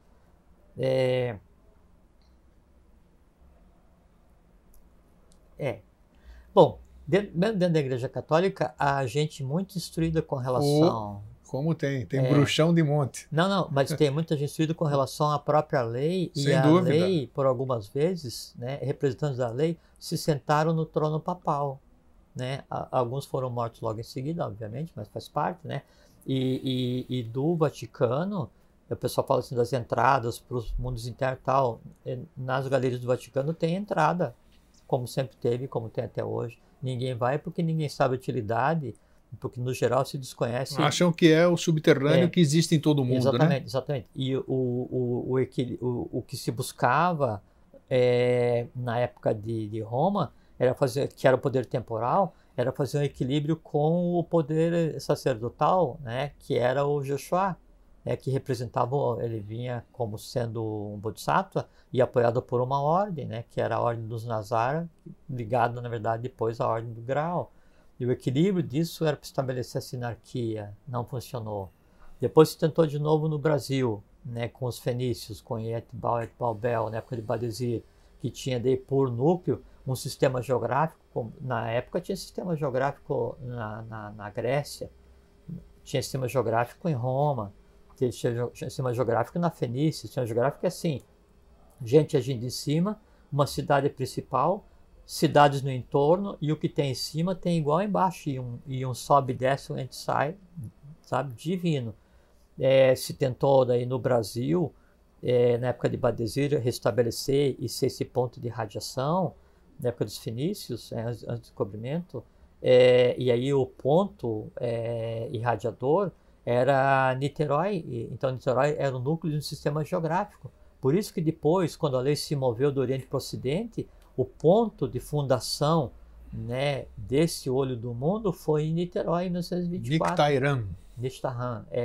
10 de agosto de 1924, fundação da Sociedade Mental Espiritualista da Arana, né, como o novo rebento, né, das fraternidades do norte da Índia e Tibete, né? Então, e veja assim em que ano. Aí depois disso se tenta novamente no Tibete estabelecer e trazer a lei para se dar à humanidade. Então se cria um sistema de mosteiros e daí lá não dá certo, né? E nesse ir e vir já estava sendo preparado o que viria a acontecer no Brasil. Então ficou sendo criado um novo sistema geográfico. Então, das 7 partes do sistema geográfico principal no Brasil, que propiciou esse surgimento do novo ciclo, então uma embocadura, um ponto, né, de referência foi criado no ano 1000, o outro foi no ano 1200, o outro foi no ano 1500, coincidindo com a vinda do Cabral. O outro foi em 1789, coincidindo com a Revolução Francesa. O outro foi em 1800, quando os Devapitas, os gêmeos, foram apresentados em Sintra. O outro foi em 1883, quando vieram assumir os seus papéis saindo do Brasil, já por duas localidades, né? Roncador e saindo pelo Brasil. E o outro ponto em 1934 e o outro em 24. Então se formou assim, se trouxe assim, todas as experiências, né, da sabedoria iniciática das idades e que se manifestaram através de todos os Budas, os Bodhisattvas, os Avataras, os Manus. Então você pega toda a história filosófica do mundo, que se tem notícia esotérica ou não, todos eles foram representantes da sabedoria iniciática das idades, trouxeram uma parte do conhecimento, porque foram instruídos para o tal. Paracelso, Plotino, Jâmblico, Apolonitiana, Tales de Mileto, Pitágoras, Platão, todos os faraós egípcios que tentaram estabelecer uma unidade, Tutmés III com Nerebtiti, Amenófis IV com Cunaton, o primeiro Menes que fundou o Egito, os Zoroastros, todos eles, né? Na Índia, todos os Manus, né? Os Manus os avataras da era de Aquário, né? Que sempre se pensa que é um avatar, então tem o avatar a peixe, o avatar tartaruga, o avatar anão, o avatar a criança, mas eles, né, é só uma forma de dizer em qual época eles existiram, e eles sempre são em Gêmeos, sempre nesse caso, como Manu, sempre é masculino e feminino, né? E depois assim, Manco Capac, com Mamaoclo, Quetzalcoatl, Tamandaré, o Tupã, Caramuru também dizem, né, ou não? Caramuru também foi um deles, Caramuru, ou não? ele teve uma função, o Caramuru, ele saiu lá de como é que é? Viana do Castelo, lá em Portugal, né? Ah, é? Ele teve uma função iniciática também, segundo... Não, porque... e aí já vou falar sobre as ordens, né? Porque todos eles daí pertenciam a ordens que estavam se movendo, porque a gente, assim, nós estamos conversando aqui, estamos conversando com vocês. No mundo inteiro tem gente trabalhando ligado a ordens, ligado à lei, para que isso se estabeleça. Então, hoje há 7 chamados postos representativos no mundo, com fraternidades trabalhando em cada um desses postos, tudo ligado à ciência iniciática das ideias, né? Propagando o conhecimento. E todos eles se reportando ao núcleo, que é onde tem posto representativo, Machu Picchu, no Yucatán, segundo, em El Moro, no estado do Novo México, né? Estados Unidos, Sintra, Portugal, Srinagar, na Índia, Sydney, Austrália, Monte Shasta, né? Não. Cairo, Egito, e o 7º, deixa eu ver como é que é no mapa, quer ver? É o Machu Picchu, Yucatán, El Moro, Srinagar, Cairo, Sintra, Sydney. O 7º não estou vendo. Tá bom. Não tô, não. Bom, e aí esses postos representativos, eles cada um tem um dirigente, como se fosse estrutura gartina, coluna solar lunar, cada um com sua hierarquia, ligados a uma ordem operativa, não é? E essas ordens se reportam ao núcleo do processo. Onde está o núcleo do processo? Brasil, então, o sistema geográfico principal, o ponto central, né, do processo como um todo é no Brasil. E no passar do tempo, assim, onde se tentou restabelecer a lei, a maneira de restabelecer a lei é trazendo parte do conhecimento e dando para que daí então esse ou aquele iniciado, ou Buda, Bodhisattva, Manu, Avatar, o que seja, transforme o entorno, para que esse entorno então transforme a humanidade. E o que a gente tem experienciado? Esses seres vêm e trazem a sabedoria, né? E aí esse povo onde tem o influxo inicial de sabedoria, então ele passa por um primeiro momento em que é um povo sacerdotal, porque a própria representação da divindade está vivendo ali. Então tem um ápice cultural. Só que sempre tem o faze por ti que eu te ajudarei, né? Aí esse representante da divindade, assim, esse dador do conhecimento, que é a melhor maneira de falar, ele se afasta e aí o povo tem que fazer por si, para que a consciência seja adquirida pelo seu próprio esforço.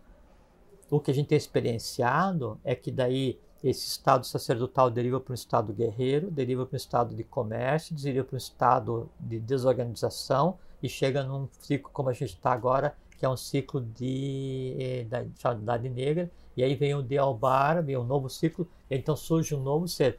E durante todo esse período da humanidade, da queda da Atlântida para agora, se tentou trazer a época de glória da humanidade, dando conhecimento para a humanidade, se criando sistemas geográficos, fazendo com que as ordens atuassem, e as ordens atuaram como? A Revolução Francesa, a independência americana, a independência do Brasil. Grandes marcos históricos, né? Foi todos eles, né, tinham uma ordem que estava dando suporte. Mas quais ordens? Aí é a mesma coisa. Então, da maçonaria dos Trashumarutas até a ordem de Maitreya, né, ou dos Trashumarutas até Maitreya, que é a 33ª ordem, então nós temos Existe essa ordem de Maitreya? A ordem de Maitreya, ela vai existir. Ah, sim, tá. Porque assim, então, começaram os Trashumarutas, né? Aí começou com assim, Trashumarutas, ordem dos 200, ordem dos Amorés, ordem dos irmãos africanos, e veio. São 33 ordens? São 33. 33. A 33ª não é a do Ararat? 32ª. 32ª? Ah, tá. 31ª é a Ordem do Santo Graal. Tá. A 30ª foi a Maçonaria. 29ª foi a Rosa Cruz. 28ª foi o Maris. 27ª foi a Vis. E aí depois vem os Templários, vem... Vai indo para trás, é isso aí. Indo para trás, né? E aí passa assim por Ordem dos Monges Construtores, Tá. Ordem dos Teurgos. Então a próxima agora é a Ordem de Maitreya. Nós estamos... É que assim, sempre acontecem coisas que mudam um pouco, né, para prestar. Eu penso que a gente passa desse momento em que a tônica mundial é dado pela Ordem do Santo Graal, para uma transição em que se tem Ordem do Ararat com Ordem de Maitreya junto, é a minha opinião pessoal, né? Tá. Porque a gente está num processo de aprestamento e um apressamento muito grande, né? E as coisas estão assim, elas estão tão prontas que estão quase visíveis para a humanidade como um todo, sabe? E essas ordens, então, elas ficaram ativas, cada uma no seu continente, cada uma no seu país, fazendo um papel. Então, na época dos descobrimentos, né? Então você tinha Avis, Maris, Templários. Isso, né? bem nessa época Aí mesmo. depois quando tu faz a e quando houve o fracasso do sistema evolucional, do sistema geográfico, que seria a Roma com Joshua Ben Pandira, daí então se cria uma nova etapa da tradição do Graal, e aí você tem as 7 igrejas do Oriente, Éfeso, Esmirna, Filadélfia e tal. E aí então você cria as 7 igrejas do Ocidente, onde vai transitar, onde transitou, né, o Graal. Então, Santa Maria Maggiore, a Catedral de Salvador, a Catedral da Sé, e aí vai. Por aí vai. E por aí vai. Sempre com uma ordem, dando proteção, passando conhecimento. Então, a sabedoria iniciática das idades, ela continuamente é dada em fragmentos a partir de um núcleo. Esse núcleo é a ordem que detém, né, o máximo ponto, né, do conhecimento, o máximo do contato entre a Agartha e a humanidade. Sempre cada uma ordem deteve. Aí tem essa questão que você falou antes. Mas são várias ordens, né? É que assim, na medida em que a ordem fez o seu papel, né, e a coisa avança, muitas vezes aquela ordem que ficou para trás fica só um resíduo que nada mais tem a ver com a ordem original, né? Por assim, a maçonaria egípcia do Amenófis IV, Conaton, ela permitia homens e mulheres, né? Era mista e tinha 98 graus, né? Nossa Senhora. De evolução. E as colunas centrais eram Mênfis, Maizim e Mizraim.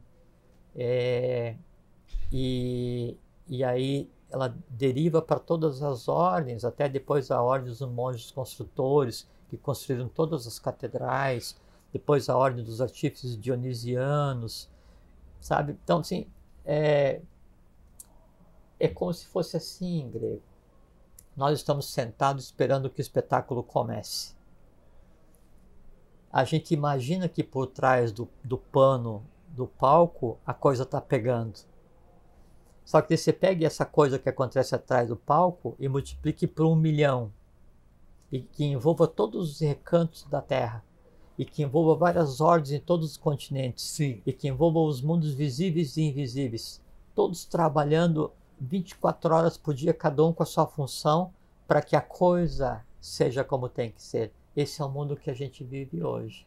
O que não permite que a gente veja o que está acontecendo é exatamente essa cortina que tá ali. Só que o que antes era uma cortina daquele veludo vermelho rubro, que não deixava ver nada, agora já é quase uma cortina assim de voal ou de renda, alguma coisa Então, assim, o que que começa está faltando, a antever essas coisas. O que está faltando né? é a gente sair daquela cadeirinha lá e abrir essa cortina e entrar naquilo lá e Participar, exatamente. Deixar de ser nós espectador. Nós somos espectadores, né? Nós somos assim coadjuvantes, né? Nós participamos do espetáculo, cada um com o seu papel. Enquanto nós não entendermos isso, daí a vida ela vai ser sempre um lugar onde a gente vai exercer o lazer de reclamar. Exatamente. Né? E o caminho, e por isso que eu sempre repriso assim, e eu falo muito, né? O caminho para isso é a iniciação. O que é a iniciação? É você buscar uma ordem onde você tem acesso à sabedoria iniciática das idades. O que é a sabedoria iniciática das idades? conhecimento. Como é que o conhecimento é dado em uma ordem de iniciação? De forma gradual. Por quê? Para te preparar para que você faça bom uso, para que você mude, para que você altere, e em você mudando e em você alterando, você altera a parte física e a parte invisível. Em você alterando a si mesmo, visível fisicamente, você altera o teu entorno. Em alterando o teu entorno, você é uma semente já da nova raça, você tende a transformar o mundo.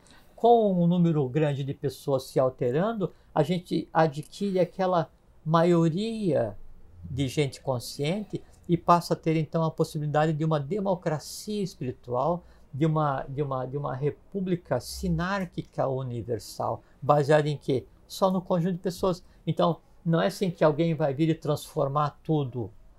E, por exemplo, assim, vamos supor, se a gente pegasse o acervo da Sociedade Brasileira de Eubiose, escrito pelo professor Henrique José de Souza, e fosse agora ali na Praça 15, né, e levasse tudo impresso e colocasse tudo ali. Uma meia dúzia de pessoas iam pegar um outro livro e iam ler sem entender, ia passar ali 1, 2, 3 semanas sem fazer nada e alguém ia ter uma boa ideia de vender com papel reciclado para faturar um dinheiro. E aqui em qualquer lugar do mundo. Então o conhecimento, a sabedoria iniciática das idades, né, Sanati Madharma, Gupta Vidya, Brahma Vidya, né, ou Teosofia, e Teosofia, que é a sabedoria dos deuses. Então, há uma diferença entre o teosofista, que é o estudante, e o teósofo. Teósofo é o iniciado. Teosofista é o estudante da teosofia. E a teosofia não tem a ver somente com a sociedade teosófica criada pela Helena Blavatsky. Blavatsky usou o termo teosofia porque cabia a ela fazer uma transição de parte do conhecimento da sabedoria iniciática das idades da Índia para o Ocidente. E foi isso que ela fez, e fez muito bem. Passou o período, a fila anda. Já veio um outro, e o conhecimento tem que ser trazido agora, e foi trazido, e está sendo dado, já de um outro nível. É uma oitava acima, porque já diz respeito ao futuro, mas já está pronta e escrita. Então, a iniciação, ela é a única maneira a que a pessoa tem acesso hoje ao conhecimento, para que daí então a gente consiga fazer assim, criar um ambiente onde o novo seja visível. E por que não se dá o conhecimento iniciático para todos de maneira indistinta? Porque não apetece a todos de maneira indistinta. Isso. Se nós, ao invés da gente gravar, fazer o programa aqui no teu estúdio e propagar via TV ou via web, a gente pensar assim, não, vamos fazer lá na praça da cidade ou no estádio, porque vai mais gente. Daí nós vamos colocar a cadeira lá na praça para falar, né? E vai ficar 2 ou 3 assim apressadamente passando porque estão atrasados para comer, porque estão atrasados para ir no mercado, porque não sei o que tal. Cada um tem a sua coisa para fazer e passa assim, nossa, que engraçado aqueles 2 malucos conversando ali na praça. É exatamente assim que quem propaga o conhecimento é visto. Por quê? Porque as pessoas, de maneira geral, elas não têm tempo para o conhecimento. Elas não têm tempo para a iniciação. Elas não têm tempo para si mesmas. E por quê? Eu não tenho tempo por quê? Porque eu não me importo com isso. Eu não dou valor a isso. Eu não tenho tempo para aquilo que eu não dou valor. Porque assim, se eu tenho 2 coisas para fazer e eu só posso fazer uma, eu vou fazer a que é mais importante. Eu tenho que ou ir para a minha aula para estudar na minha escola de iniciação, ou eu tenho que sair para ir no shopping para comprar um sapato. Daqui a 10 minutos eu vou estar no lugar que é mais importante. Daqui a 10 minutos eu vou estar no meu mundo. Ou comprando meu sapato, ou estudando. Hoje eu estou cansado, não vou estudar. Vou ver novela. E tem muita gente que não quer nem saber da iniciação. É errado? Não. Está no processo dele, no livre-arbítrio dele. Questão da idade evolucional. São 4 conjuntos distintos de seres humanos, cada um fazendo o seu caminho. O que não impede que amanhã ele seja o maior abridor, né? Lógico de repente ele estrala e acabou. Lógico, claro, porque a iniciação ela é um elemento catalisador. Sim. Quando a pessoa tem contato com aquele mundo ao qual ela pertence, explode. Tudo. Aquilo assim, a luz o resto explode. já não tem mais importância nenhuma. Você não consegue mais ver o mundo da mesma forma. Isso. Né? É o acordar diferente, como eu disse certa vez aqui, já me perguntaram. Mas é exatamente... O que você está escondendo? Me perguntaram um dia desse. Quando você falou, acordou diferente, o que era isso? né? Você não pode explicar uma coisa que é sua, é interior, né? Às vezes você não pode verbalizar isso. Mas é interessante, realmente você acorda diferente. Claro que é. Claro que é. E você tem uma nova visão sobre as velhas coisas. E você veja que assim, então,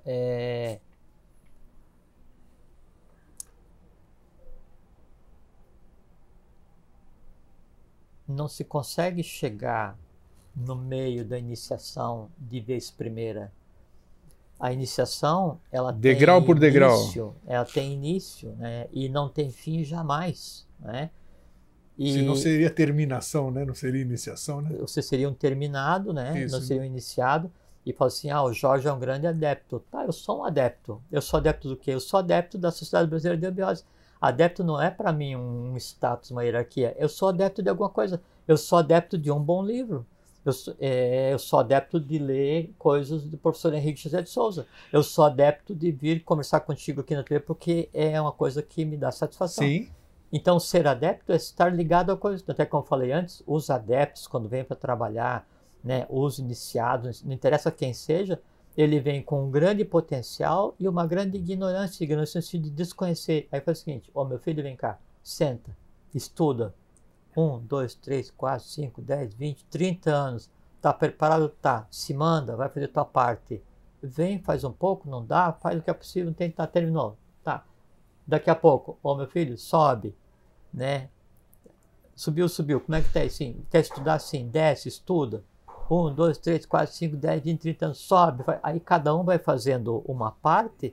Esse uma parte faz com que parte da humanidade tenha consciência e aos poucos vai se tendo aquele somatório para ter aquela maioria espiritualizada, para que então se consiga implantar a paz e a harmonia para a humanidade como um todo. É assim que a gente almeja. Isso é a sabedoria iniciática das idades.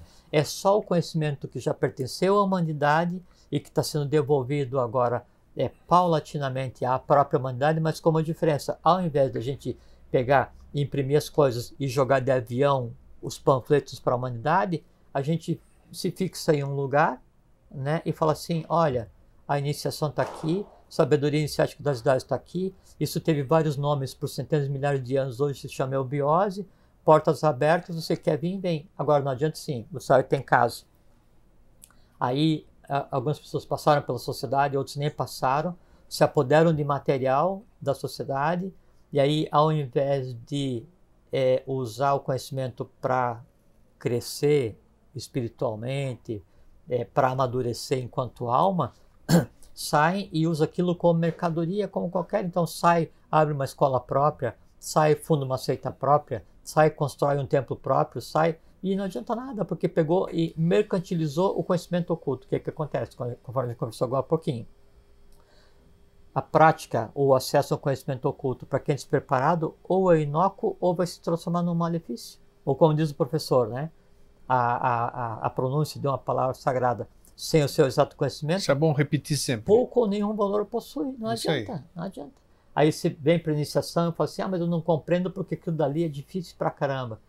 Aí outro dia até eu recebi uma mensagem de alguém que disse que estava fazendo o 2º grau de iniciação da sociedade, que é o IAMA, e ele falou assim, mas está muito difícil, eu não consigo compreender.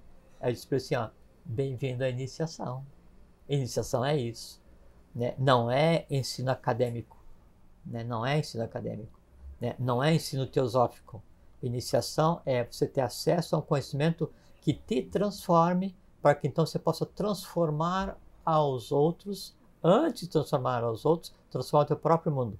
O mundo de todos é só o somatório do mundo de cada um. Se cada um de nós transforma o seu mundo, a gente transforma o mundo de todos. O que você trouxe? Você trouxe era só para uma emergência? É só para citar isso que eu já citei, das ordens, tudo, mas maravilha. É um material que daí não dá para compartilhar. Eu acho que foi bem abordado e eu acho que nós estamos nesse caminho que você falou. Isso é muito importante, porque esse anseio aí, que nem a pessoa que falou para você do Yama, que está muito difícil, esse muito difícil é interessante, porque o que está difícil hoje, no dia seguinte pode já não estar mais. Claro, não. É uma consciência que você adquire e parece que é um véu se descortina, né? Que a gente fala, é o véu da ilusão, o véu da Maia, né? E a coisa muito interessante é que assim, você lê um livro hoje e reserva esse livro.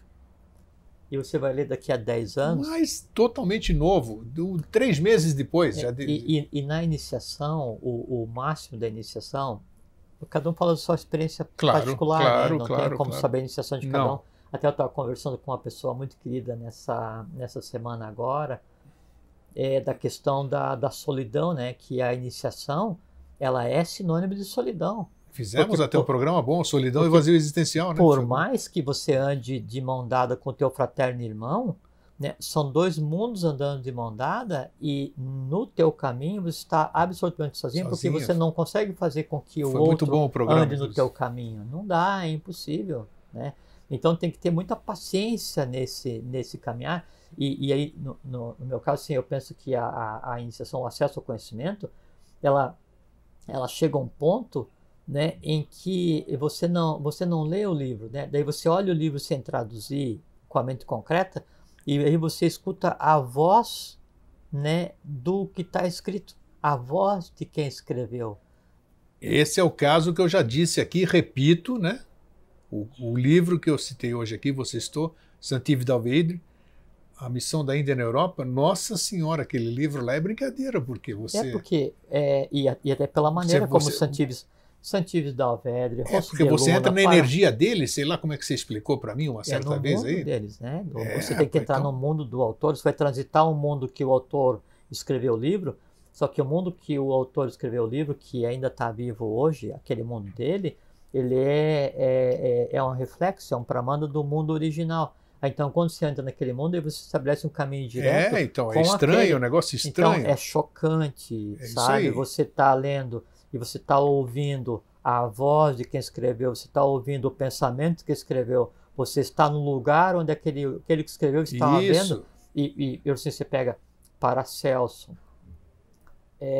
o Rosso de Luna, o Santives, o Fábio d'Oliveira, todos os grandes, o próprio Papos, todos os grandes conhecidos do Ocidente hoje, eles acessavam o conhecimento de maneira não ortodoxa, não linear, né? Era com, assim, seria mentalmente via o local, né? Que é isso, então?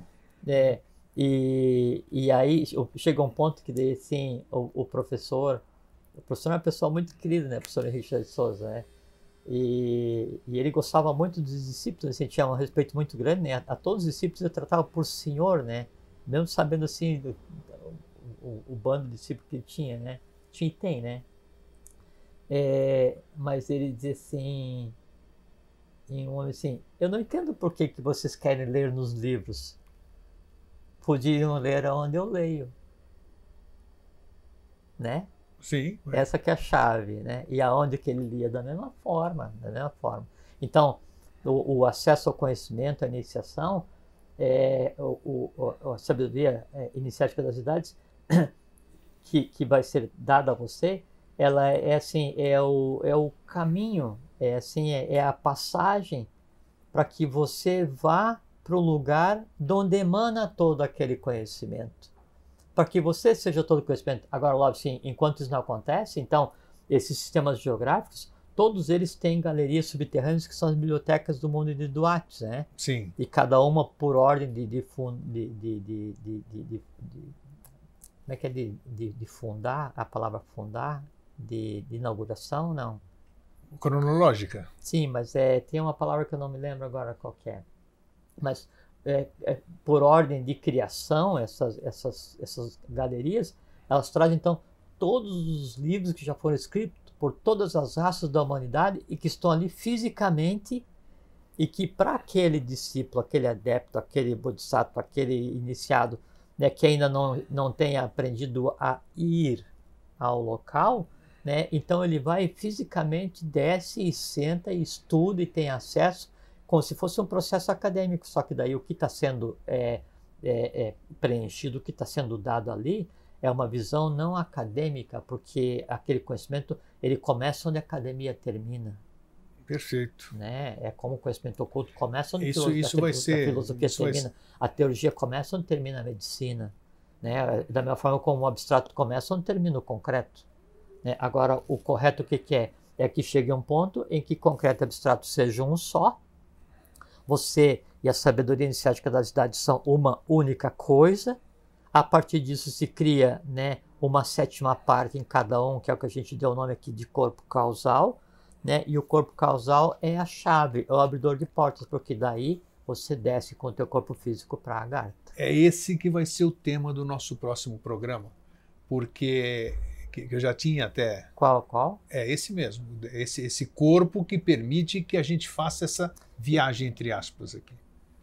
Não, mas o corpo causal, né, acho que está cedo para conversar disso. Vamos conversar. Ah, mas que coisa, esse Não, cedo não, aqui. é que não é. Não, sabe é que, por assim, quê? uma coisa que é importante Porque é nós que- já fizemos 3 programas aqui, nós fizemos 3 programas aqui sobre o astral. Aham. Então precisa ter um esclarecimento sobre o que é. Quando eu me locomovo para um lugar desse, então é viagem astral ou é outro tipo de viagem? É exatamente isso, mas você acha que não é tempo? O Tá astral bom. te leva no astral. Não, tudo bem, mas Não, é que o assim, desdobramento grego. consciencial seria uma É que viagem para assim- onde? É que Seria- assim, em grego. Você acha inoportuno você abordar a gente abordar não é isso? inoportuno. É assim, vamos deixar amadurecer um pouco Então tá mais, bom, sabe? perfeito. É porque assim, grego, ó, a gente fala sabedoria iniciática das idades, que é conhecimento. Então, o que nós temos feito aqui nesses 10 anos é compartilhar fragmentos dessa sabedoria que um discípulo, um peregrino que sou eu, Sim, compartilha com um discípulo, um peregrino que é você, mas em vez de escrita a gente compartilha em áudio, repartindo com discípulos peregrinos que são vocês. Então, a gente aqui tem praticado a sabedoria iniciática das idades, mas de uma maneira assim, sabe, tão superficial que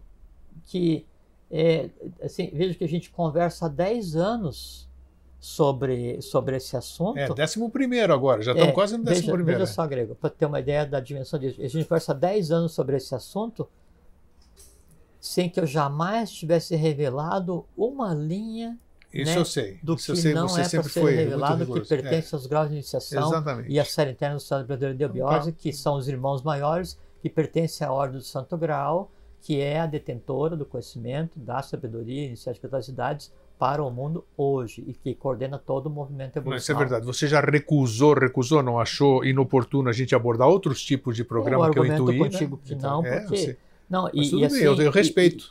E eu levo a iniciação muito a sério, Claro, e tem que respeito levar. muito você e respeito muito vocês todos. Claro. Então, eu trazer um conhecimento para o qual não estejam preparados é ilícito, primeira coisa. Perfeito. Segundo, o seguinte, eu jamais... É bom você falar que às vezes a pessoa fala, não, porque ele não fala e não sei o que, não sei o que lá. Não falo. Então, E mas depois, você tem que explicar por que você não e fala o depois que você está fazendo eu agora. jamais quebraria um voto de confiança, né? de segredo, de Segredo, sigilo claro. que eu fiz ao adentrar no grau. Quando Claro. eu vou entrar em cada um dos graus, eu faço um juramento, né, de manter reservado o que eu estou aprendendo, né? Não que aquilo não possa ser dado, mas é porque aquilo antecipadamente prejudica o discípulo. Porque, Sim. assim, uma das etapas da iniciação da eubiose, que é o peregrino, são dadas práticas e yogas e práticas de respiração, que é para preparar organicamente o corpo do discípulo para receber a iniciação. Sim, Iniciação é uma claro, coisa claro. séria. Você está mexendo no físico, no vital, no astral, na mente concreta para ligar com o teu eu superior, né? Para que você consiga transformar o mundo. Eu não vou pegar e atropelar as fases, Não, sem né, dúvida. para fazer de conta que eu sei alguma coisa e eu não sei nada. E em fazer isso, eu vou criar uma mística ou uma mítica e desviar alguém do seu caminho. Não, tem Imagina, toda a razão. eu seria o culpado por um negócio desse. Então é né? beleza. Tá bem? Tá bem, por hoje é só. Muito obrigado. Falamos um então. monte hoje, hein? Tá vendo? Então tá. Eu acho que ficou bom, acho que dá para a gente pensar bem, a gente rever. O programa de hoje é longo, dá para assistir de novo.